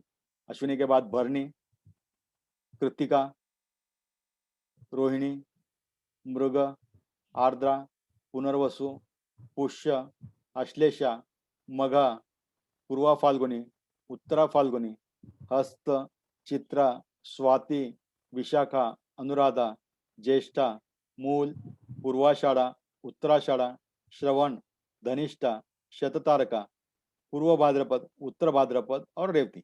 ये टोटल 27 नक्षत्र हो गए। ठीक है, हर एक के 4-4 चरण यहाँ पर दिए हैं। ठीक, अभी ये इसमें से 2.25 नक्षत्र, अश्विनी और भरणी और कृत्तिका का एक नक्षत्र, एक चरण, ये आया है एरिस में, मेष राशि में। तो ये 27 नक्षत्र आगे चल के क्या हो गए, 12 राशि बन गए। ठीक है, ये एरिस है, टॉरस है, Gemini, Cancer, Leo, Virgo, Libra, Scorpio, Sagittarius, Capricorn, Aquarius, Pisces. मेष, वृषभ, मिथुन, कर्क, सिंह, कन्या, तुला, वृश्चिक, धनु, मकर और कुंभ और मीन। ठीक है, तो ये आपको क्लियर याद रहना चाहिए कि कौन सा नक्षत्र कौन सी राशि में आता है और उसका कौन सा चरण है। ये बर्थ चार्ट में आपको पता होना चाहिए कि कहाँ पर लिखा है और उसका क्या मतलब है। आपको नक्षत्र पे से कौन से राशि का राशि है उसकी, कौन सा साइन है, ये आपको पता चलता है। और कौन से राशि में कौन से नक्षत्र आते हैं, ये भी आपको रिवर्स पता होना जरूरी है। ठीक है, तो ये आपको याद रखना है, बार बार पढ़ने से या अपना खुद का, फैमिली मेंबर्स का नक्षत्र कौन सी राशि में है उसको आप ऐसे कोरिलेट करते जाओगे तो आप ये जल्दी सीख लोगे। ठीक है, तो ये एक इम्पोर्टेंट है, 27 नक्षत्र आपको पता होनी चाहिए, 12 राशि आपको पता होनी चाहिए। ये नक्षत्रों के नाम यहाँ पर है, 28वां नक्षत्र यहाँ पर अभिजीत भी डाल दिया है। प्रत्येक नक्षत्र का क्षेत्र जो है 13 अंश 20 कला है और इस प्रकार 27 नक्षत्रों में पूरा 360 अंश पूरे होते हैं। यहाँ पर दिखा, ये पूरा जो यूनिवर्स है 360 डिग्री का है और 360 डिवाइड बाय 27, 1320 हुआ है। ठीक है, तो 13 अंश 20 कला का एक नक्षत्र होता है और 360 डिग्री का पूरा यूनिवर्स है। अगर आप एक राशि को निकालने जाओगे 360 डिवाइड बाय 12 करोगे तो एक राशि 30 डिग्रीज में होती है। एक राशि का जो डिग्रीज होता है वो 30 होता है। अभिजीत नक्षत्र का क्षेत्र इन्हीं के मध्य, उत्तराषाढ़ा के चतुर्थ चरण और श्रवण के आरंभ में 115 भाग को मिलाकर है। इसका कुल क्षेत्र 4 अंक 13 मिनट और 20 सेकंड होता है। अभी ये जो नक्षत्र है, नक्षत्रों के स्वामी होते हैं। स्वामी का मतलब जो है कि उसका ग्रह, उसको रूल करने वाला, ये उसका असर कहाँ पर होता है। तो कृत्तिका, उत्तरा फाल्गुनी, उत्तराषाढ़ा, इसका स्वामी जो है वो सूर्य है। रोहिणी, हस्त, श्रवण, इसका स्वामी जो है वो चंद्र है। मृग, चित्रा, धनिष्ठा, इसका स्वामी जो है मंगल है। अश्लेषा, ज्येष्ठा और रेवती, ये 3 नक्षत्रों का स्वामी जो है बुध है। बुध ग्रहों जैसे परिणाम, वो ग्रहों के परिणाम जो है वो नक्षत्र के फल में आपको दिखाई देंगे। पुनर्वसु, विशाखा, गुरु है। भरणी, पूर्वा फाल्गुनी, पूर्वाषाढ़ा, शुक्र है। पुष्य, अनुराधा, उत्तरा भाद्रपद, ये जो शनि है। आर्द्रा, स्वाति, शतविषा, राहु का नक्षत्र है, राहु के नक्षत्र में आते हैं, उनका स्वामी जो है राहु है। अश्विनी, मघा और मूल के केतु है। ठीक है, तो ये भी आपको पता होना चाहिए। पहले तो 27 नक्षत्र कौन से वो पता होना चाहिए, कौन से नक्षत्र से कौन सी राशि बनती है वो आपको याद रखना है। उसके बाद कौन से नक्षत्र का स्वामी कौन है, कौन सा ग्रह है, वो भी आपको याद रखना है। ये सब चार्ट जो है वो सब चार्ट आपको मिलेंगे, ये आपको बार बार पढ़ना है और ये इमीडिएट नहीं होगा लेकिन बार बार पढ़ने से हो जाएगा। अभी यह नक्षत्र जानने का सबसे एक बड़ा अहम फायदा जो है वो यहाँ पर मैं बता रहा हूँ। जन्म संपद विपद क्षेम प्रत्यर साधको वदाह मैत्र परम मैत्र च जन्म चेती पुनः पुनः। ये उसके 9 प्रकार हैं, जन्म, संपत, विपद, क्षेम, प्रत्यारी, साधक, वध, मैत्र, अतिमैत्र। ठीक है, तो ये इनके नक्षत्रों के प्रकार दिए गए हैं। और सपोज किसी का जन्म नक्षत्र जो है अनुराधा है तो उसके लिए ये चार्ट बनाया गया है। तो उसका तारा विचार कैसे होगा, ये जन्म, ये सब नक्षत्र ये तारा है और उसका विचार उसका प्रिडिक्शन क्या है ये बताया गया है। अगर आपका जन्म नक्षत्र जो है अनुराधा या उत्तरा भाद्रपदा पुष्य ये अगर रहेगा तो अनुराधा से स्टार्ट करते जाएंगे तो इसमें उसके 3 कैटेगरीज बनाए, 9 टोटल कैटेगरीज है और वो 3 बार बनते हैं ना, टोटल 27 नक्षत्र है तो 27 को 9 से भागा जाएगा तो 3 पार्ट बनेंगे। तो ये अनुराधा आपका जन्म नक्षत्र आएगा। वैसे उत्तरा भाद्रपदा पुष्य ये जन्म नक्षत्रों के समान फल देगा और उसका फल है शुभदायी रहेगा। संपत्ति का मतलब है संपत्ति कारक, विपत्ति का मतलब है विपत्ति कारक, क्षेम का मतलब है कल्याणकारी, प्रत्यारी का मतलब है हानिकारक, साधक शुभकारी, वध अशुभ, मैत्र मैत्रीपूर्ण, अति मैत्र जो है अति शुभ। तो इस प्रकार से उसका ये तारा का विचार किया गया है 9 प्रकार से। तो आपका जन्म नक्षत्र आपको पता होना चाहिए और जन्म नक्षत्रों से शुरू करते हुए अगर आप ये टेबल में उसको फीड कर दोगे तो ये इस प्रकार से चार्ट बनेगा और आपको पता चलेगा कि कौन सा नक्षत्र आपके लिए शुभदायी है, कौन सा संपत्ति कारक है, कौन सा विपत्ति कारक है, कौन सा कल्याणकारी है, कौन सा हानिकारक है, कौन सा शुभकारी है, अशुभ है, मैत्रीपूर्ण है, अति शुभ है, ये आपको पता चलेगा। ठीक है, तो अभी कल मैं आपको एक टेबल भेज देता हूँ, उसमें सभी नक्षत्र जिसका भी नक्षत्र जो नक्षत्र रहेगा जन्म नक्षत्र वो स्टार्टिंग में लेते हुए आपको वो चार्ट देखना है, वो चार्ट आपके लिए। इस प्रकार से 27 चार्ट जो है हम ग्रुप में शेयर करेंगे। ठीक है, उससे पता चलेगा। ये जो टेबल है ये अनुराधा नक्षत्र के लिए तारा विचार का ये टेबल है। क्लियर? तो नक्षत्र जानने से ये एक जो बेनिफिट है ये बहुत अच्छा बेनिफिट है। लास्ट बैच के हमारे कुछ स्टूडेंट्स यहाँ पर है वो डेफिनेटली इसका यूज करते होंगे और उनको अच्छे उसके रिजल्ट भी पता चलते हैं, क्योंकि जिस दिन भी शुभ रहेगा उस दिन आप शुभ काम कर सकते हैं, अच्छी तरह से शुभ वो काम होगा। संपत्ति का संपत्ति नक्षत्र के ऊपर आपको संपत्ति भी प्राप्त हो सकती है, कल्याणकारी भी हो सकता है। अशुभ है तो उसमें भी आपने देखा होगा कि हानिकारी या अशुभ या विपत्ति कारक वो नक्षत्र रहता है तो वैसी विपत्ति आती है, खड़ी हो जाती है।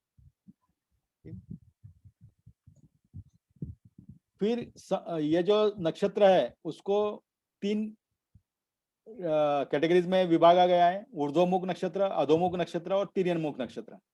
ये वास्तु में इसका काम आता है।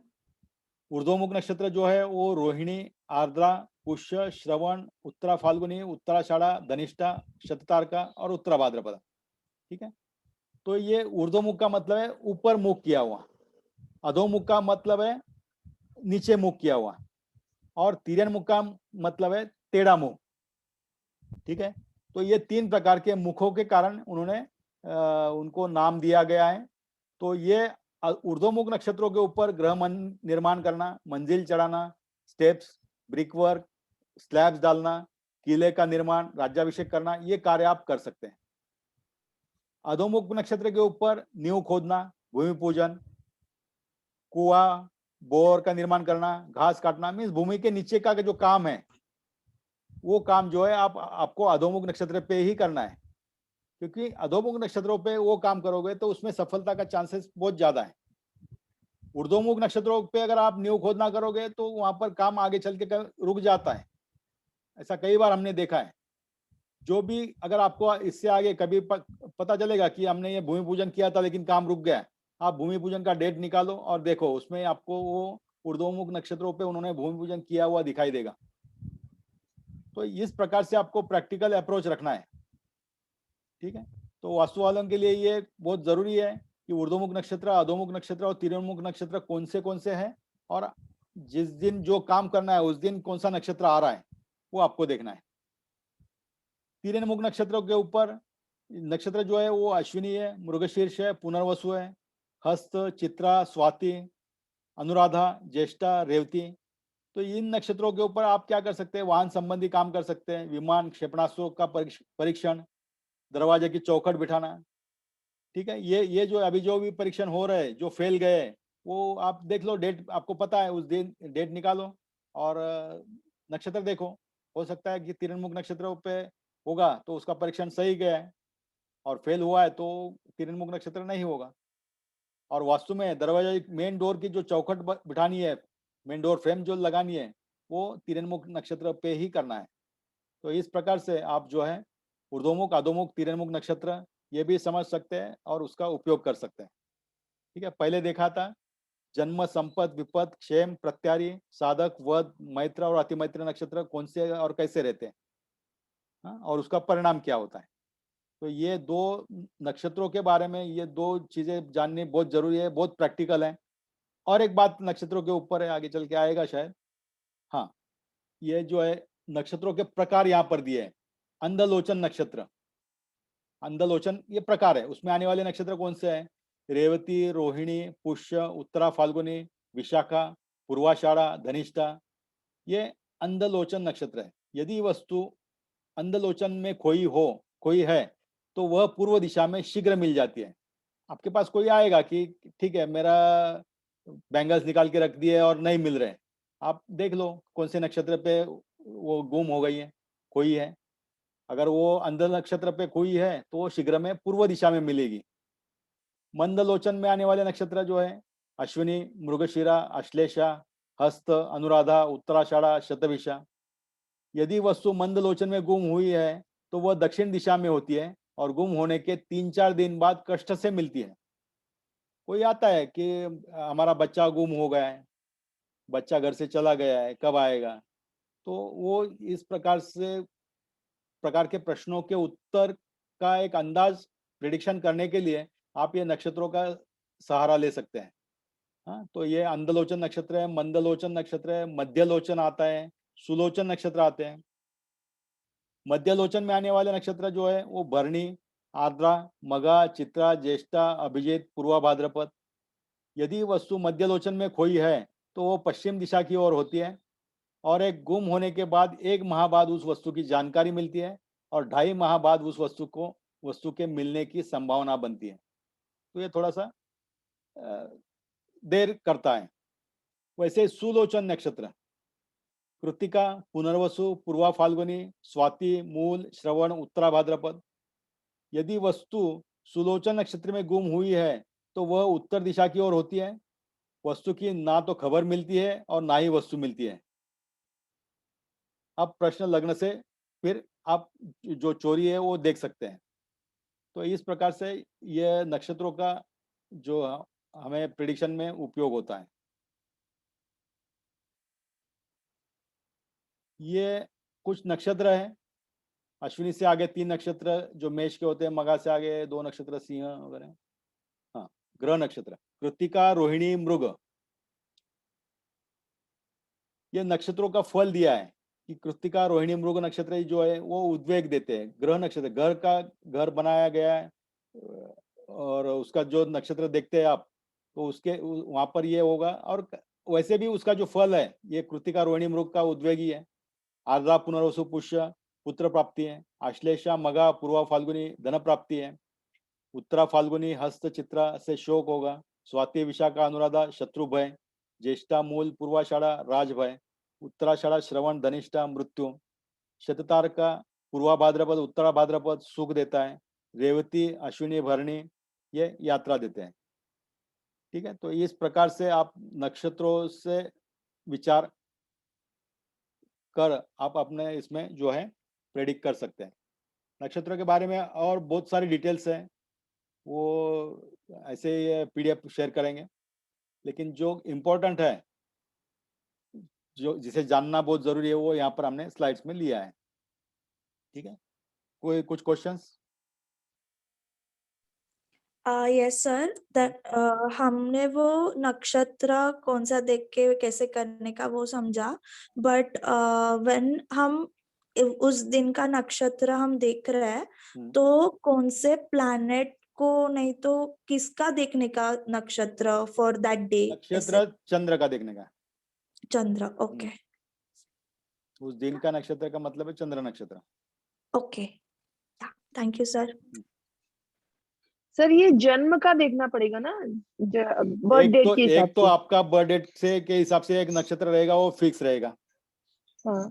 ठीक है, सपोज आपका बर्थ डेट के हिसाब से अश्विनी नक्षत्र है तो वो आपका फिक्स हुआ है। फिर उसके बाद में आज अश्विनी है क्या, आज अगर अश्विनी है तो आज का नक्षत्र भी उसमें आ गए। हर दिन एक नक्षत्र बदलता है। नक्षत्र का जो है वो हर दिन नक्षत्र बदलता है। आपको हिंदू कैलेंडर में पता चलेगा आज कौन सा नक्षत्र है। सब लोग एक हिंदू कैलेंडर भी डाउनलोड कर लीजिए, तो सबको आपको पता चलेगा नक्षत्र कौन सा है। आपका नक्षत्र कौन सा है आपका होरोस्कोप में पता चलेगा, और उस दोनों आप कोरिलेट करके कर सकते हैं। तो आपके नक्षत्र से आपको ये चार्ट बनाना है कि यहाँ पर जो है आपका जो नक्षत्र है वो नक्षत्र डालना है। सपोज यहाँ किसका अभी अश्विनी बोला है, तो यहाँ पर अश्विनी आएगा, तो दूसरा भरणी आएगा, कृत्तिका आएगा, रोहिणी आएगा। तो इस प्रकार से वो चार्ट पूरा करना है। तो जब भी अश्विनी नक्षत्र वालों को जिस दिन अश्विनी नक्षत्र आएगा वो दिन शुभदायी होगा, जिस दिन भरणी नक्षत्र आएगा वो संपत्ति कारक होगा। तो इस प्रकार से आपको वो चार्ट पढ़ना है। मैं आज चार्ट देता हूँ तो इससे आपको पता चलेगा। तो आज आपके लिए असाइनमेंट यही है कि हम वो चार्ट शेयर करेंगे। चार्ट शेयर करने के बाद अपना अपना चार्ट आपको रखना है, और आपका जन्म नक्षत्र आपको पता होगा, और कौन से नक्षत्र आपको शुभदायी है, कौन से 3 नक्षत्र आपको संपत्ति कारक है, विपत्ति कारक है, कल्याणकारी है। ये लास्ट 15 डेज, आगे के 15 डेज में आप नोट करके रख सकते हैं और थोड़ा सा फीडबैक ले सकते हैं कि क्या क्या कैसे कैसे हुआ है। ठीक है, तो जितना ये शास्त्र आप इम्प्लीमेंट करोगे, अप्लाई करोगे, और अप्लाई करने के बाद फीडबैक आपको मिलेगा, उतना जल्दी आपको उसके ऊपर ट्रस्ट होगा और आप अच्छी तरह से प्रैक्टिस कर सकते हैं। तो ये एक प्रैक्टिस रखना ही है। जो जो सीखा है वो इम्प्लीमेंट करना है, जो जो देखा है वो इम्प्लीमेंट करना है। कि कौन से तिथि पे जन्म हुआ है, कौन से वार में जन्म हुआ है, वो शुभ है अशुभ है। तो एक एक चीज नोट करके रखना है कि आपका वार शुभ है, तिथि अशुभ है, नक्षत्र ऐसा है, योग वैसा है। तो ये सब करते करते फिर आपको जो है आगे कोई भी स्टेटमेंट करने के लिए आपको सहायता मिलेगी। ठीक है, और कुछ क्वेश्चन नक्षत्रों के ऊपर? सर एक मेरा सजेशन था सर। हाँ, जैसे आप सब ये स्लाइड्स वगैरह देते हो और उसके बारे में आप पढ़ाते हो, तो मेरा एक सोच ये था कि सर ये एडवांस में हमें मिल जाए और उसकी हम कॉपी निकाल ले और बाद में आपके साथ पढ़े, तो कुछ इंपॉर्टेंट थिंग आप जो बोल रहे हो वो हम तुरंत उसमें लिख पाए। वैसा भी करके देखा है। एडवांस में मिलने के बाद क्या होता है, आपको इंटरेस्ट कम रहता है, पढ़ने में इंटरेस्ट कम आ जाता है, सुनने में इंटरेस्ट कम आता है। तो एक ही प्रोसेस है, आप दोनों तरह से करके देखो। जी ओके। हाँ, तो मेरा ये ऑब्जर्वेशन ये है कि अगर हम बाद में देते हैं तो एक तो अच्छी तरह से सुन लेते हैं और बाद में देख के करेक्ट कर लेते हैं, तो वो ज्यादा अच्छा है। जी थैंक यू सर। जी सर मुझे बोलना है। हाँ। नहीं तो फिर हमें पंचांग चाहिए ना, सामने कुछ तो चाहिए ना, तो हमें समझ में आएगा। नहीं, पंचांग नहीं चाहिए। देखो, पंचांग रखना नहीं है, ऐसा पंचांग रखने की जरूरत नहीं है। हाथ में तो पंचांग, अभी है सामने ना पंचांग नहीं। आपको अच्छा, ये तो देखो, आपको आपका नक्षत्र याद रहना ही चाहिए। हाँ। क्योंकि वो तो परमानेंट लगने वाली बात है ना, किसी नहीं, और का। नक्षत्र रहेगा, ये थोड़ा थोड़ा रहेगा, लेकिन अभी आप जब बात कर रहे हैं ना, तो हम भी देख सकते हैं। हाँ, ये हम नहीं, अभी मत देखो, अभी आप सुन लो, अभी मत देखो। अच्छा। अभी आप सुन लो, फिर उसके बाद में क्या क्या देखना है, कैसे कैसे देखना है, जो मैंने दिखाया पहला है, ये चार्ट के ऊपर सभी आएगा। हाँ, ये पेज में सभी आता है, और जो ये पेज में आता है वही बातें हम करेंगे, क्योंकि यही हमको रीड करना है। जी देखो, ये पेज रीड करना है और इस पेज को हमको एलेबरेट करना है, एक्सप्लेन करना है सामने वाले कोई, हमारे किसी को भी। तो ये पेज में एक एक वर्ड, एक एक कैरेक्टर, एक एक सेंटेंस जो है उसका मतलब क्या है और कैसे रीड करते हैं, ये हम लोग अभी ये 5 दिन में देखेंगे। अच्छा, ठीक है, ये आपको रीड करने आएगा 5 दिन के बाद, लेकिन ये आप 1 बार 2 बार, 1 केस में, 2 केस में, 10 केस में, 100 केस में, 1000 केस में, जितनी ज्यादा केसेस करोगे उसके बाद आप एक्सपर्ट बनोगे। 5वें दिन आप एक्सपर्ट नहीं बनोगे। आपको ये प्रैक्टिस करनी है। आपको तो सिखाया है कैसे पढ़ना है, लेकिन जितना ज्यादा आप पढ़ोगे, जितने ज्यादा पेजेस, जितने ज्यादा कुंडली आप पढ़ोगे, उतना ज्यादा फिर आपका एक लॉजिक डेवलप होगा और फिर आप जो है वो एक्सपर्ट बनोगे। ठीक है, तो ये सभी बातें हम लोग 1 बाय 1 लेने वाले हैं। सर एक क्वेश्चन था, आपने जो अभी चार्ट दिखाया ये, हाँ सर, ये वाला चार्ट की एक पर्टिकुलर नक्षत्र में हमको दरवाजा लगाना चाहिए या हाँ अधोमुखी ऊर्ध्वमुखी में सब काम करना चाहिए। मान लीजिए सर कि हम दरवाजे की चौखट तीर्यक मुख में न लगा के अधोमुख या ऊर्ध्वमुख में कर रहे हैं, या जैसे गृह निर्माण है ऊर्ध्वमुख में न करके अधोमुख या तीर्मुख में कर रहे हैं, तो उसका क्या इम्पैक्ट हो सकता है, उसको कैसे हम वो कर सकते हैं? देखो सर, ये सबसे पहले ज्योतिष में क्या एक सेंटेंस आया था, वो सेंटेंस ऐसा था, अगर ग्रहों के निर्देश के अनुसार अगर आप कुछ काम करते हैं तो वो शुभ फल देने के लिए सहायता करते हैं, और उसके अगेंस्ट अगर करते हैं तो अशुभ फल देने के लिए सहायता करते हैं या अशुभ फल मिलते हैं। तो ऐसा मैं यहाँ पर क्या बताया गया, तिरनमुख नक्षत्रों के ऊपर दरवाजे की चौखट बिठानी चाहिए, लेकिन ऐसा मैं किसी से चैलेंज नहीं करूंगा कि वो बिठा सकता है, अधोमुख में भी सक्सेसफुली बिठा सकते हैं, ऊर्ध्वमुख में भी सक्सेसफुली बिठा सकते हैं, लेकिन तिरनमुख में सक्सेसफुली बिठाने का एक सक्सेस रेशियो जो है वो बढ़ जाता है। समझ गए कि ऐसा नहीं है कि आप अधोमुख में नहीं बैठा सकते, लेकिन जब जहां पर भी आपने चौखट बिठाई और पूरा नहीं हुआ या ठीक नहीं हुआ है, तब आप अगर चेक करोगे तो आपको एक पता चलेगा कि अरे ये तिरमुख नक्षत्र नहीं था। Okay sir. तो रूल्स के अगेंस्ट जाने से आपको हर्डल्स होते हैं, रूल्स के साथ जाने से वो आपको फेवर मिलता है। बस यही एक ही सेंटेंस में ऐसा ही वो बता सकते हैं। सर मेरा रीजन ये था पूछने का कि मान लीजिए हमारा घर ऑलरेडी बना हुआ है, तो हमको तो मालूम नहीं वो किस नक्षत्र में ये सब चीजें हुई थी, तो अभी इसके आप आगे रेमेडीज शेयर करेंगे कि इसको जो पुराना हुआ उसको हम करेक्ट? ठीक है, नहीं कैसा है, उसमें अभी आपका पुराना घर बनाया पता नहीं है तो उसको देखने की भी जरूरत नहीं है। देखो शास्त्र को गाइडलाइंस के लिए तौर के ऊपर ही देखना है, आपको क्रॉस चेक करने के लिए देखने के लिए एक दो बार आप कर सकते हैं, लेकिन बार बार क्रॉस चेक के लिए करने से एक आपका एटीट्यूड बदल जाता है। तो जो हुआ है। ज्योतिष शास्त्र के 4 बातें हैं, जो होगा वही होगा, जब होगा तभी होगा, जैसे होगा वैसे ही होगा, और जो हो चुका है वो हो चुका है। तो जो हो चुका है उसके बारे में फिर से कब जाना है, अगर आपको चेक करना है कि उसका रीजन क्या है, वो देखने के लिए आप उसकी छानबीन कर सकते हैं कि कौन से नक्षत्र पे हुआ है। हाँ?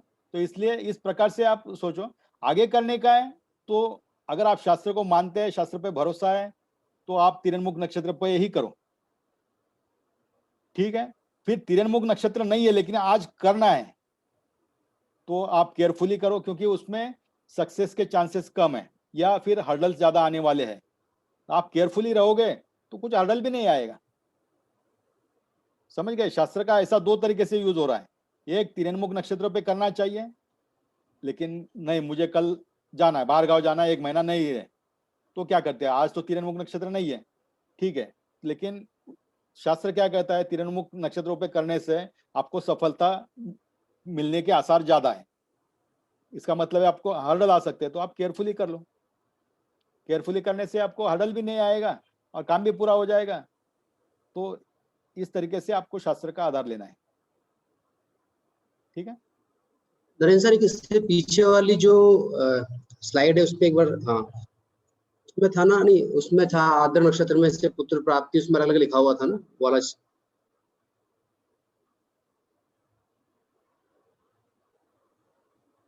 नहीं इसमें यहाँ पर तो ये हुआ है, ये नक्षत्र का आया है।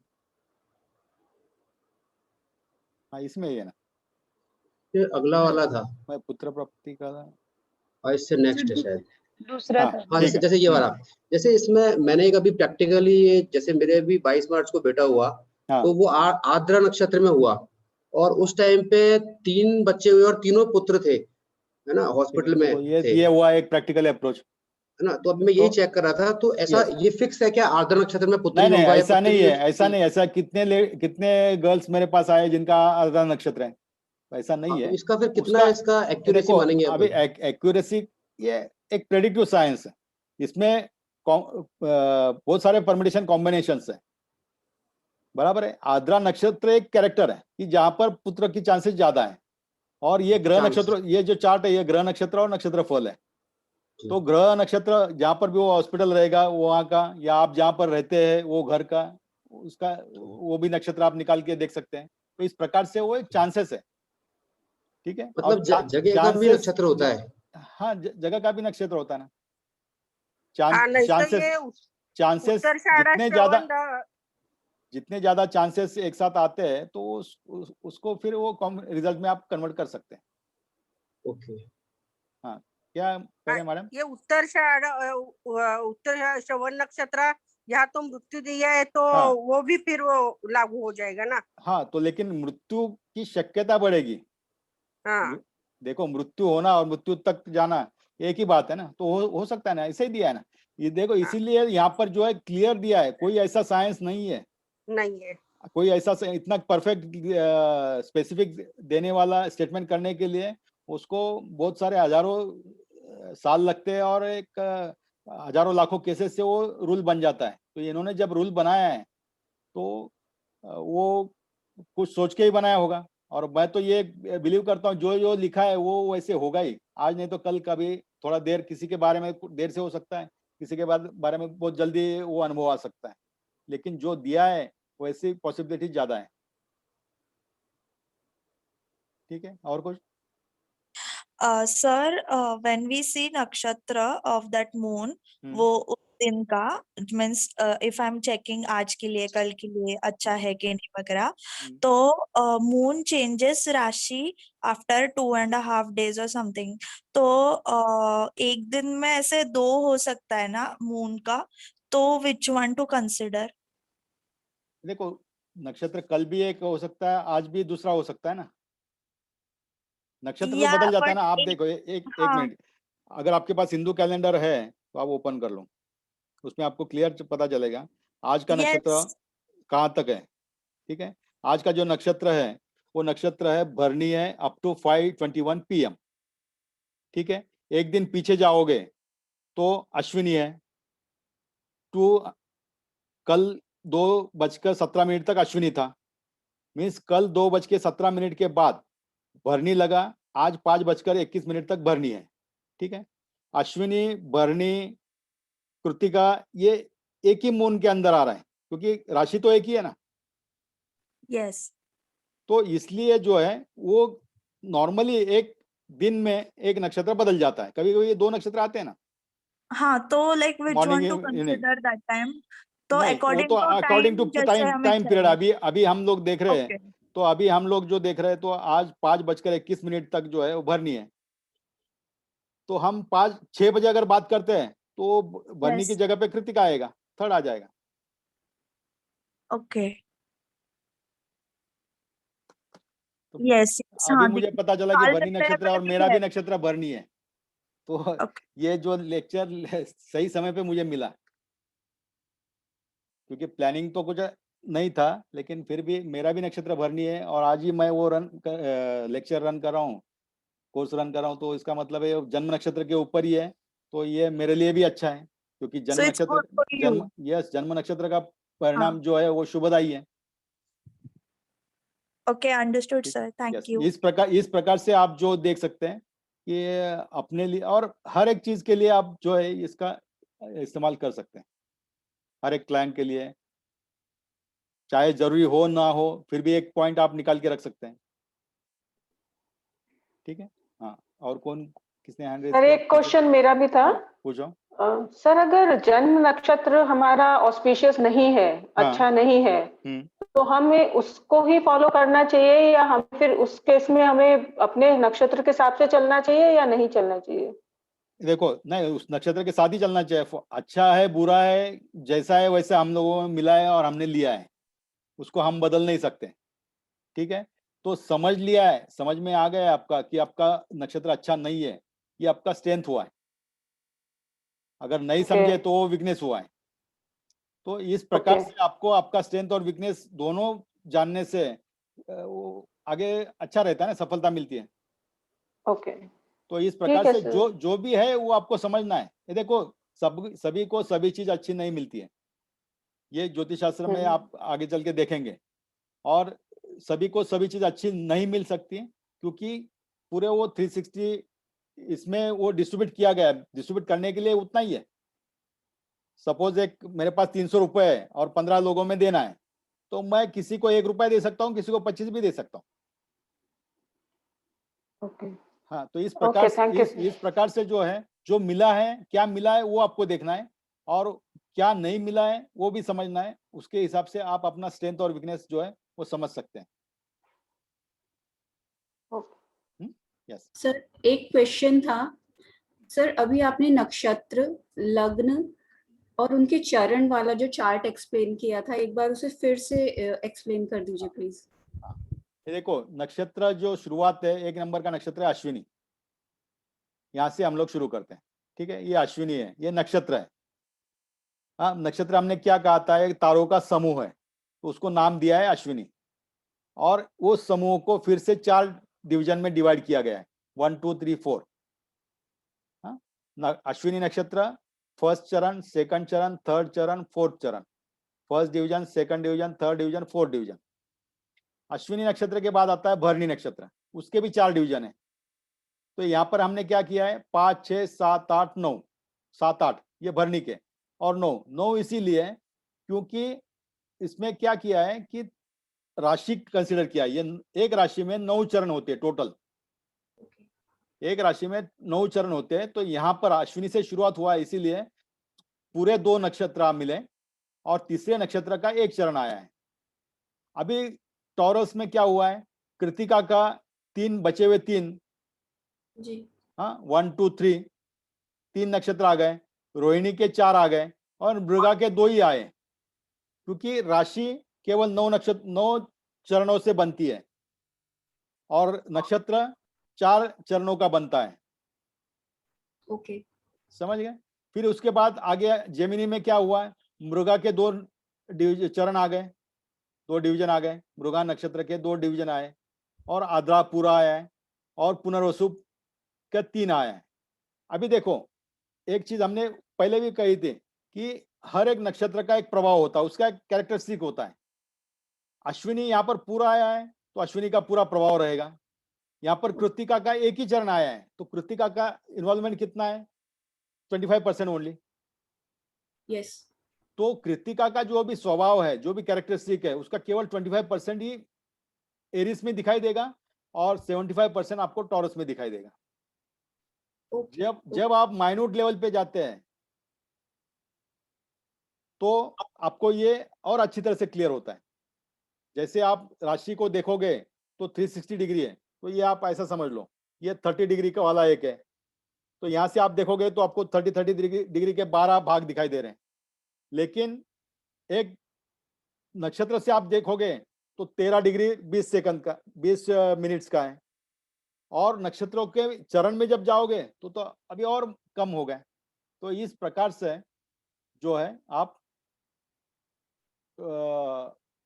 उसको स्पेसिफिकली माइन्यूटली देख सकते हैं। तो चरण एकदम माइन्यूट हुआ है, उसके बाद नक्षत्र हुआ है, और उसके बाद राशि हो गई। राशि से क्या पता चलेगा, कि राशि से पता चलेगा कि मैं पुणे में हूँ। ओके, नक्षत्र से पता चलेगा कि मैं डेक्कन एरिया में हूँ, और नक्षत्र का जो डिवीजन से पता चलेगा तो मैं डेक्कन एरिया में प्रसन्ना अपार्टमेंट में ये एक रूम में बैठा हूँ। इतना क्लियर हो जाएगा। समझ में आ रहा है? जी जी जी, thank you sir, thank you. तो इस प्रकार से आप जो है उस लेवल तक, माइन्यूट लेवल तक, मैक्रो लेवल तक उसको स्टडी कर सकते हैं। Thank you sir, thank you. आगे और किसी का क्वेश्चन?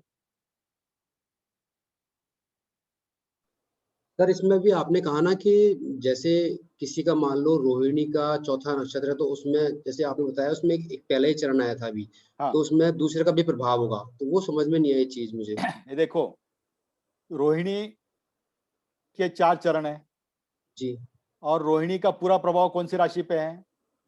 टॉरस में है। तो ऐसे समय पे यहाँ पर कुछ नहीं। लेकिन कृत्तिका पे आ जाओ, कृत्तिका के 4 चरण है, उसके 3 चरण टॉरस में है, 1 चरण एरिस में है। मृगा के 2 चरण टॉरस में है, 2 चरण एरिस में, जेमिनी में है। जी, तो इस प्रकार से मृगा राशि का, मृगा नक्षत्र का जो स्वभाव है, उस स्वभाव का रिपल्केशन आपको टॉरस में भी मिलेगा, जेमिनी में भी मिलेगा, 50-50 मिलेगा। ओके। लेकिन रोहिणी का पूरा टॉरस में ही मिलेगा। कृत्तिका का टॉरस में 75% मिलेगा, एरिस में 25% मिलेगा। ओके, क्लियर होगा? मतलब जैसे किसी व्यक्ति का जन्म मान लो कृतिका के पहले नक्षत्र में हुआ है, हाँ, तो उसमें उसका प्रभाव वो एरिस का रहेगा, एरिस के क्वालिटीज उसमें रहेंगे, उसमें अच्छा, टॉरस की टॉरस का क्वालिटीज नहीं रहेगा। जो सेकंड थर्ड फोर्थ में अगर रहेगा तो उसका टॉरस की क्वालिटीज रहेंगे। ओके, वो तो जिस नक्षत्र के जिस चरण में होगा तो उसी राशि का प्रभाव रहेगा उसके ऊपर। बिल्कुल तो बिल्कुल उसी राशि का प्रभाव और रहेगा। उसी नक्षत्र का प्रभाव रहेगा, दूसरे नक्षत्र का तो रहेगा नहीं ना। नहीं रहेगा ना। हमने इसको सर लेकिन उसमें कृतिका में दोनों राशियों का प्रभाव है ना। टोटल लेकिन- कृतिका लेकिन- को पकड़ेंगे तो दोनों राशियों का प्रभाव है, लेकिन लेकिन जैसे कृतिका का कृतिका फर्स्ट जो है वो एरिस का है। मान लीजिए कृतिका के दूसरे नक्षत्र में जन्म हुआ किसी का, तो उस व्यक्ति पर तो टॉरस का ही प्रभाव होगा। बराबर है ना। तो इसीलिए तो कैसा है, स्पेसिफिक जाने के लिए एक चीज क्या है, कोई केवल कृतिका देखता है और दूसरा आदमी क्या है, दूसरा ज्योतिषी क्या है, कृतिका का चरण भी देख लेता है। तो ये एक्यूरेसी हो गई। जो केवल कृतिका देखने वाला है वो तो कंफ्यूज है।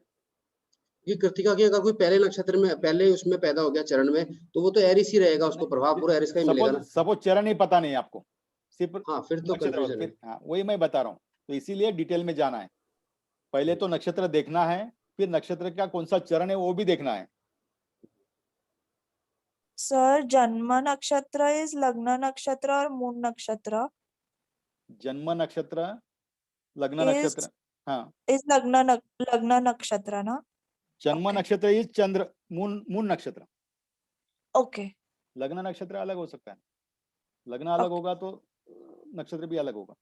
No, it was जन्म, right? So I got confused. नहीं, वो लग्न के साथ लग्न कंसेप्ट आएगा आगे। लग्न अभी मैंने बताया नहीं। तो अभी जन्म नक्षत्र का मतलब है मून नक्षत्र। मून नक्षत्र, ओके ठीक है। तो ये नक्षत्र पूरा हुआ है। नक्षत्र के बाद आते हैं हम लोग योग के ऊपर। पंचांग के 27 योगों में से 9 योग अशुभ योग हैं। कौन से है वो? विष्कुंभ योग, अतिगंड योग, शूल योग, गंड योग, व्याघात योग, वज्र योग, व्यतिपात योग, परीग योग, वैधृत योग। तो आज का योग कौन सा है? आज का जो योग है वो पृथ्वी।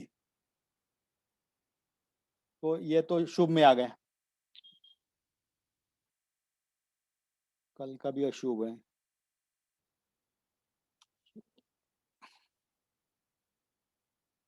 अतिगंड आ रहा है 18 अप्रैल को। तो ये अतिगंड योग जो है अशुभ योग है, जो 18 अप्रैल को आ रहा है। तो इस प्रकार से आपको पता चलता है कि आज का योग कैसा है। देखो, आज का शुभ अशुभत्व जो है वो ये 5 चीजों के ऊपर है। तिथि, वार, नक्षत्र, योग, करण, और हर एक इसमें भी शुभ और अशुभ है। तो जब कॉम्बिनेशन सभी 5 चीजों का शुभ आता है तो एकदम शुभ मुहूर्त कहलाता है, और अशुभ आता है तो अशुभ मुहूर्त कहलाता है। तो वो पता करने के लिए आपको ये पता होना जरूरी है कि कौन से योग शुभ है और कौन से अशुभ है। तो ये 9 योग जो है वो अशुभ है, बाकी बचे हुए शुभ है। क्लियर? करण, पंचांग के 11 करणों में से 5 करण अशुभ है। विष्टिकरण, किस्तुग्नकरण, नागकरण, चतुष्पादकरण और शकुनीकरण। तो आज कौन सा करण है? तैतुल। हाँ, तैतुल करण। तैतुल करण नहीं, कौलव करण आज। अच्छा, इसमें दो करण लिखे हुए हैं। कौलव। कल का गरिजा है, परसों विष्टि है। विष्टिकरण जो है 16 अप्रैल को है। तो आज और कल जो है वो करण जो है वो शुभ करण है। कल का जो था वो भव करण था, वो भी शुभ था। बालव भी शुभ था। कल लेकिन योग कल का विश्वकंभ था ना, विश्वकंभ अशुभ करण है ना वो। ठीक है ना। तो ये देखो, क्या कुछ एक चीज शुभ आएगी, एक अशुभ आएगी। फिर उसके बाद में कल का जो दिन था वो 3.5 मुहूर्तों में से एक था, तो उसमें बाकी मुहूर्त देखने की जरूरत नहीं, ऐसा भी एक स्टेटमेंट है। देखो, यहाँ पर एस्ट्रोलॉजी में आपको एक स्टेटमेंट आएगा और उसके लिए अपवाद भी आएगा, दूसरा भी स्टेटमेंट आता है। तो ऐसे समय पे आपको सर पंचांग में इसमें 2 करण दे रखे हैं, एक कौलव और एक तैतुल, तो कौन सा मानेंगे? तो दोनों का दोनों का पार्ट रहेगा ना, दोनों टाइम पीरियड कुछ रहेगा उसका। एक दिन का और एक रात का रहता है। ओके, हाँ, करण दिन में और रात में रहता है, तो वो भी आप कंसिडर कर सकते हैं। ठीक है, तो ये पंचांग के 11 करणों में से 5 करण शुभ है, ये देखो अशुभ है, बाकी के 6 शुभ है। यहाँ पर अभी एक जो लिया है वो कुछ इम्पोर्टेंट जो है वो लिया है, जो और भी कुछ इम्पोर्टेंट लगता है तो वो पीडीएफ के फॉर्म में ग्रुप में शेयर किया जाएगा। सर एक क्वेश्चन है, हाँ। जैसे ये 5 चीजें आपने बताई, करण, नक्षत्र, तिथि, वार, योग, अब हर दिन हर चीज तो पॉजिटिव नहीं होगी, तो इसका सीक्वेंस क्या होना चाहिए, हमें क्या चीज पहले देखनी चाहिए? यस, मैं बता रहा हूँ। देखो, एक तो पॉजिटिव नहीं होगी और हम पॉजिटिव कर भी नहीं सकते जी। हम लोगों को समझना है, ये ही बहुत ज्यादा पॉजिटिव है जी। आपको अगर पता चलता है कि आज बारिश होने वाली है, आपको आज पता चलता है कि कल से लॉकडाउन है, कर्फ्यू है, तो ये कल से मार्केट बंद है, तो ये आपके लिए बहुत पॉजिटिव बात है। तो इस प्रकार से जो आप लेके आए हैं वो समझ लेना, ये पॉजिटिविटी है। तो यही आपको यहाँ पर पता चलता है। और आगे फ्यूचर में आपको कल कुछ काम करना है, तो उसके लिए क्या क्या शुभ है, क्या क्या अशुभ है, वो आपको उस तैयारी से आप रहते हैं ना। ठीक है, कि जैसे हमने देखा कि तिरैनमुख नक्षत्र नहीं है लेकिन मेन डोर फ्रेम लगाना है, तो आप केयरफुली थोड़ा ज्यादा मेहनत से पूरी सुविधा के साथ आप वो काम पूरा कर सकते हैं। नहीं कर सकते ऐसा नहीं है, लेकिन उसके लिए आपको पता है, इसलिए आप वो तैयारी में है। तो इसी प्रकार से आपको सबको सोचना है। तो इसमें इम्पोर्टेंट क्या है? इम्पोर्टेंट सभी इम्पोर्टेंट, सीक्वेंस ऐसा कुछ नहीं है। तेरे को सबसे पहले क्या देखें? सभी इम्पोर्टेंट है। अच्छा। हाँ, सभी इम्पोर्टेंट है और पर्टिकुलर रीजन के लिए है। तो अशुभ में, सब में, तिथि में भी हमने बताया कि अशुभ में अशुभ है तो क्यों, क्या अशुभ है। अगर वो पर्टिकुलर काम है तो आपको वो देखना बहुत जरूरी है। सपोज डोर फ्रेम लगाना है तो नक्षत्र देखना बहुत जरूरी है। तिथिवार आप बाद में देखो। तो भूमि पूजन करना है, भूमि पे नीचे जाना है तो नक्षत्र देखना बहुत जरूरी है। फिर आप तिथि देख सकते हैं। फिर अगर नक्षत्र अच्छा है और तिथि ठीक नहीं है तो आप नक्षत्रों को प्रेफरेंस दे सकते हैं। अच्छा। तो आपको पर्पस बेस जाना है, क्या पर्पस है आपका, आज का दिन आपका देखने का मतलब क्या है, क्या पर्पस है और उसके लिए क्या इम्पोर्टेंट है, वो देख के आप आगे जा सकते हैं। सर जैसे मान लो मेरे अकॉर्डिंग नक्षत्र बढ़िया है आज, हाँ, और मुझे किसी पार्टी से मीटिंग करनी है, यस, लेकिन मेरा योग ठीक नहीं है और करण भी ठीक नहीं है, वो अशुभ वाले आ गए, यस, तो फिर मैं क्या नक्षत्र को प्रेफरेंस दे सकता हूँ? नक्षत्र को प्रेफरेंस देना है जी। देखो, ज्योतिष की जो शुरुआत हुई है वो नक्षत्रों से ही हुई है। पहले पुरातन काल में वैदिक ज्योतिष में केवल नक्षत्र बेस ही ज्योतिष शास्त्र था। उस नक्षत्रों को बाद में फिर ग्रहों तक आया है। एकदम बेसिक पुराना अगर देखोगे, सबसे पहले फाउंडेशन ज्योतिष, उसमें केवल नक्षत्र का ही विचार किया जाता था। नक्षत्रों के बाद में कुछ हजार सालों के बाद में फिर उसमें राशि आ गई, तो ऐसे आगे बढ़ते गए। तो नक्षत्रों को ज्यादा इंपॉर्टेंस देना चाहिए, क्योंकि नक्षत्र ये लाइट है। नक्षत्रों से स्टार लाइट मिलता है। नक्षत्र जो है तारे हैं, स्वयं प्रकाशी है, ग्रहों का अपना प्रकाश नहीं है। सर एक प्रश्न था। हेलो। हाँ हेलो। हाँ बोलो। सर जैसे सूर्योदयी कारण विशिष्टि है और जन्मकालीन कारण बालव है, तो मतलब क्या माना है, मतलब क्या देखना चाहिए? जन्म काल का ज्यादा इम्पोर्टेंट है। जन्म काल का ज्यादा है। आज का भी हम लोग देखेंगे तो आज के दिन में सूर्योदय का जो है वो इम्पोर्टेंट है। अच्छा, सूर्योदय का, लेकिन यदि किसी काम से जा रहा हो और उस वक्त यदि चेंज हो रहा है, हाँ, तो ये करंट दिन भर का रहता है? हाँ, दिन भर का रहेगा। वो टाइम भी दिया रहेगा ना। करंट हाँ। दिन नक्षत्र चेंज होगा टाइम पे। अच्छा, देखो हिंदू कैलेंडर में आपको ये डिटेल सब मिलेंगे। अच्छा सर, तो कोई देखिए, तिथि भी जो है ना, आज का जो चतुर्थी तिथि है वो 6:08 तक है।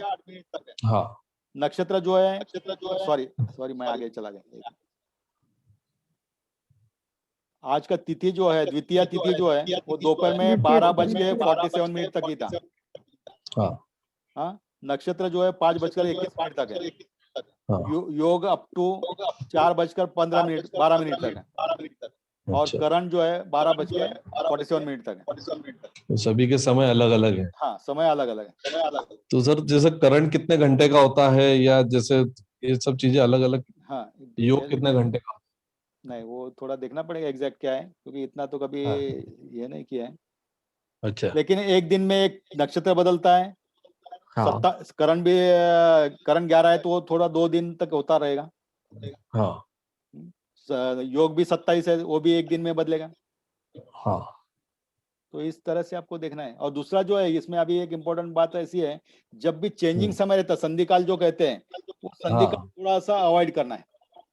ठीक। क्योंकि संधि काल में क्या होता है, दोनों क्वालिटीज आपको कॉम्बिनेशन मिल सकता है। अच्छा। तो संधि काल अवॉइड करना है। अगर आपके संधि काल मतलब नक्षत्र का संधि काल, नक्षत्र का संधि काल, दोनों का संधि काल सोच सकते हैं ना। कोई भी नक्षत्र, योग, करण, किसी का भी संधि काल जो है, इवन राशि का संधि काल।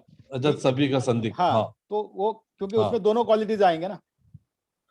देखो बॉर्डर पे आपको FM चैनल लगाओगे तो दोनों लगता है, इधर का भी लगेगा, उधर का भी लगेगा। तो उस तरह से जो आपको जो है वो संधि काल अवॉइड करना है। और संधि काल में अगर किसी का बर्थ होता है तो उसमें भी तकलीफ आती है ना। प्रेडिका हम 100% एक्यूरेसी नहीं कर सकते।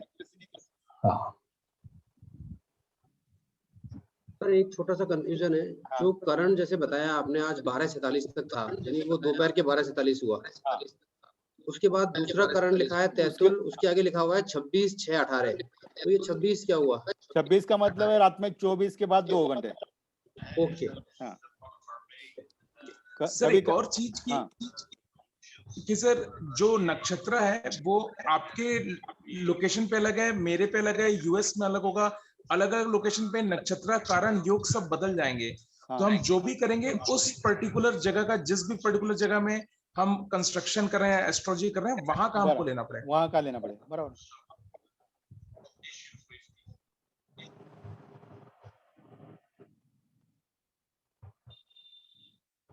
यस। और कोई क्वेश्चन? तो कैसा है, ग्रह का हम कल ही शुरू कर देते हैं। ठीक है। तिथि, योग, नक्षत्र, वार, ये सब हमने देख लिए, पंचांग देख लिया है।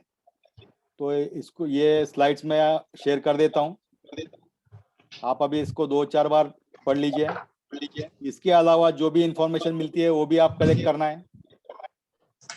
बेसिक ये इतना तो जरूरी है।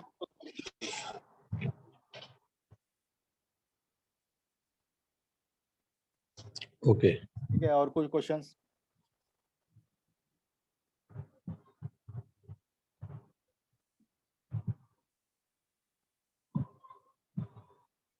सभी लोगों को रिक्वेस्ट है कि एक तो हिंदू कैलेंडर डाउनलोड कर लो, और एस्ट्रोसेज जो एस्ट्रोसेज सॉफ्टवेयर जो है वो भी डाउनलोड कर लो। क्योंकि हम एक रेफरेंस कोई भी एक सॉफ्टवेयर लेते तो ज्यादा अच्छा, क्योंकि हर एक स्टूडेंट अगर अलग अलग सॉफ्टवेयर यूज करेगा तो कंफ्यूजन हो जाएगा। हिंदू कैलेंडर और क्या बोले सर? एस्ट्रोसेज। हाँ, कुंडली का सॉफ्टवेयर है, फ्री सॉफ्टवेयर है, दोनों फ्री अवेलेबल है। सर सेज की स्पेलिंग SEZ है या SEJ है? SAGE। Sir can you share the link? Link share मिल जाएगा। एस्ट्रोसेज मैं नाम डाल देता हूँ यहाँ पर आपको। सर ये दोनों आईफोन में अवेलेबल है? यस, दोनों आईफोन में अवेलेबल है, दोनों एंड्रॉइड में भी अवेलेबल है, दोनों भी फ्री है, दोनों फ्री भी है। मैंने शेयर कर दिया, एस्ट्रोसेज ग्रुप में शेयर कर दिया। हाँ, एस्ट्रोसेज। और दूसरा जो है Hindu calendar. Sir Hindu calendar काल निर्णय डाउनलोड करना चाहिए, कौन सा करना चाहिए? हिंदू कैलेंडर जो स्वस्तिक और 4 डॉट्स आए ना, वो वाला ले लो, वो लोगो है उसका। Okay, thank you sir.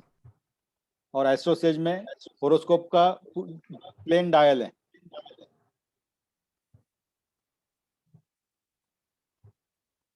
ठीक है, वो डाउनलोड कर लो। अपना बर्थडे टाइम प्लेस, अपने फैमिली मेंबर्स का बर्थडे टाइम प्लेस डालकर सभी होरोस्कोप उसमें क्या बोलते हैं, सेव करके रख दो। ये सभी इस प्रकार से आप जो है काम करोगे तो प्रैक्टिस भी होगी, और कुछ क्वेश्चंस रहेगा तो क्वेश्चन लिख के रखो। सर एस्ट्रोसेज का क्या लोगो बताया? डायल एस, उसका डायल जो है ना, ग्रुप में डाल दिया लिंक उसकी। डाल दिया लिंक। हाँ ग्रुप में डाल दिया सर ने। होरोस्कोप का डायल है ऑरेंज कलर में और सेंटर में येलो कलर में, और उसमें अपना अपना जो भी आप डाउनलोड करोगे, सेव करोगे कुंडली होरोस्कोप, उसमें आप ढूंढ लेना कि आपका बर्थ तिथि, वार, नक्षत्र, योग, करण क्या क्या है। हाँ, और दूसरा वो शुभ है अशुभ है, ये भी आप समझ सकते हैं।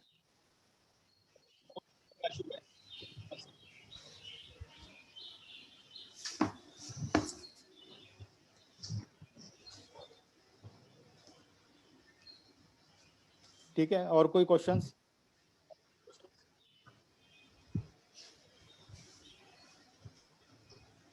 सर हिंदू कैलेंडर कौन सा करना है? स्वस्तिक वाला। तो वो इंग्लिश में है, वो ही करना है क्या? इंग्लिश में उसको आप लैंग्वेज चेंज कर सकते हैं ना। अच्छा।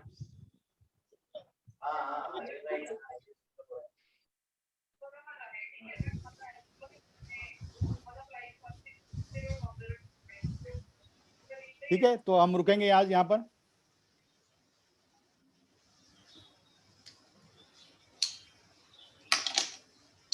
कुछ क्वेश्चंस है तो पूछ लो।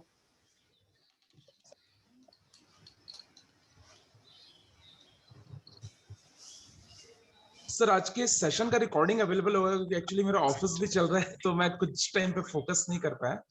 देखो रिकॉर्डिंग अवेलेबल करेंगे ना तो क्या होता है, फिर क्लास में मजा ही नहीं आता। ठीक है, तो मैं क्या करता हूँ, रिकॉर्डिंग इसमें कुछ समय के लिए 1 दिन 2 दिन कैसे अवेलेबल हो सकता है वो मैं देख लेता हूँ, उतना करते हैं 1 हफ्ते के लिए मैक्सिमम।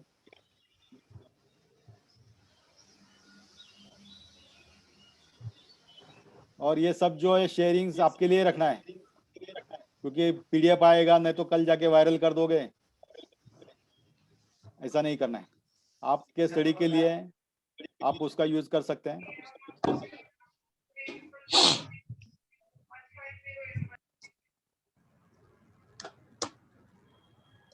ठीक है, रुकेंगे। चलो ओके, जय गुरुदेव। जय गुरुदेव सर। जय गुरुदेव। कल कब मिलेंगे सर?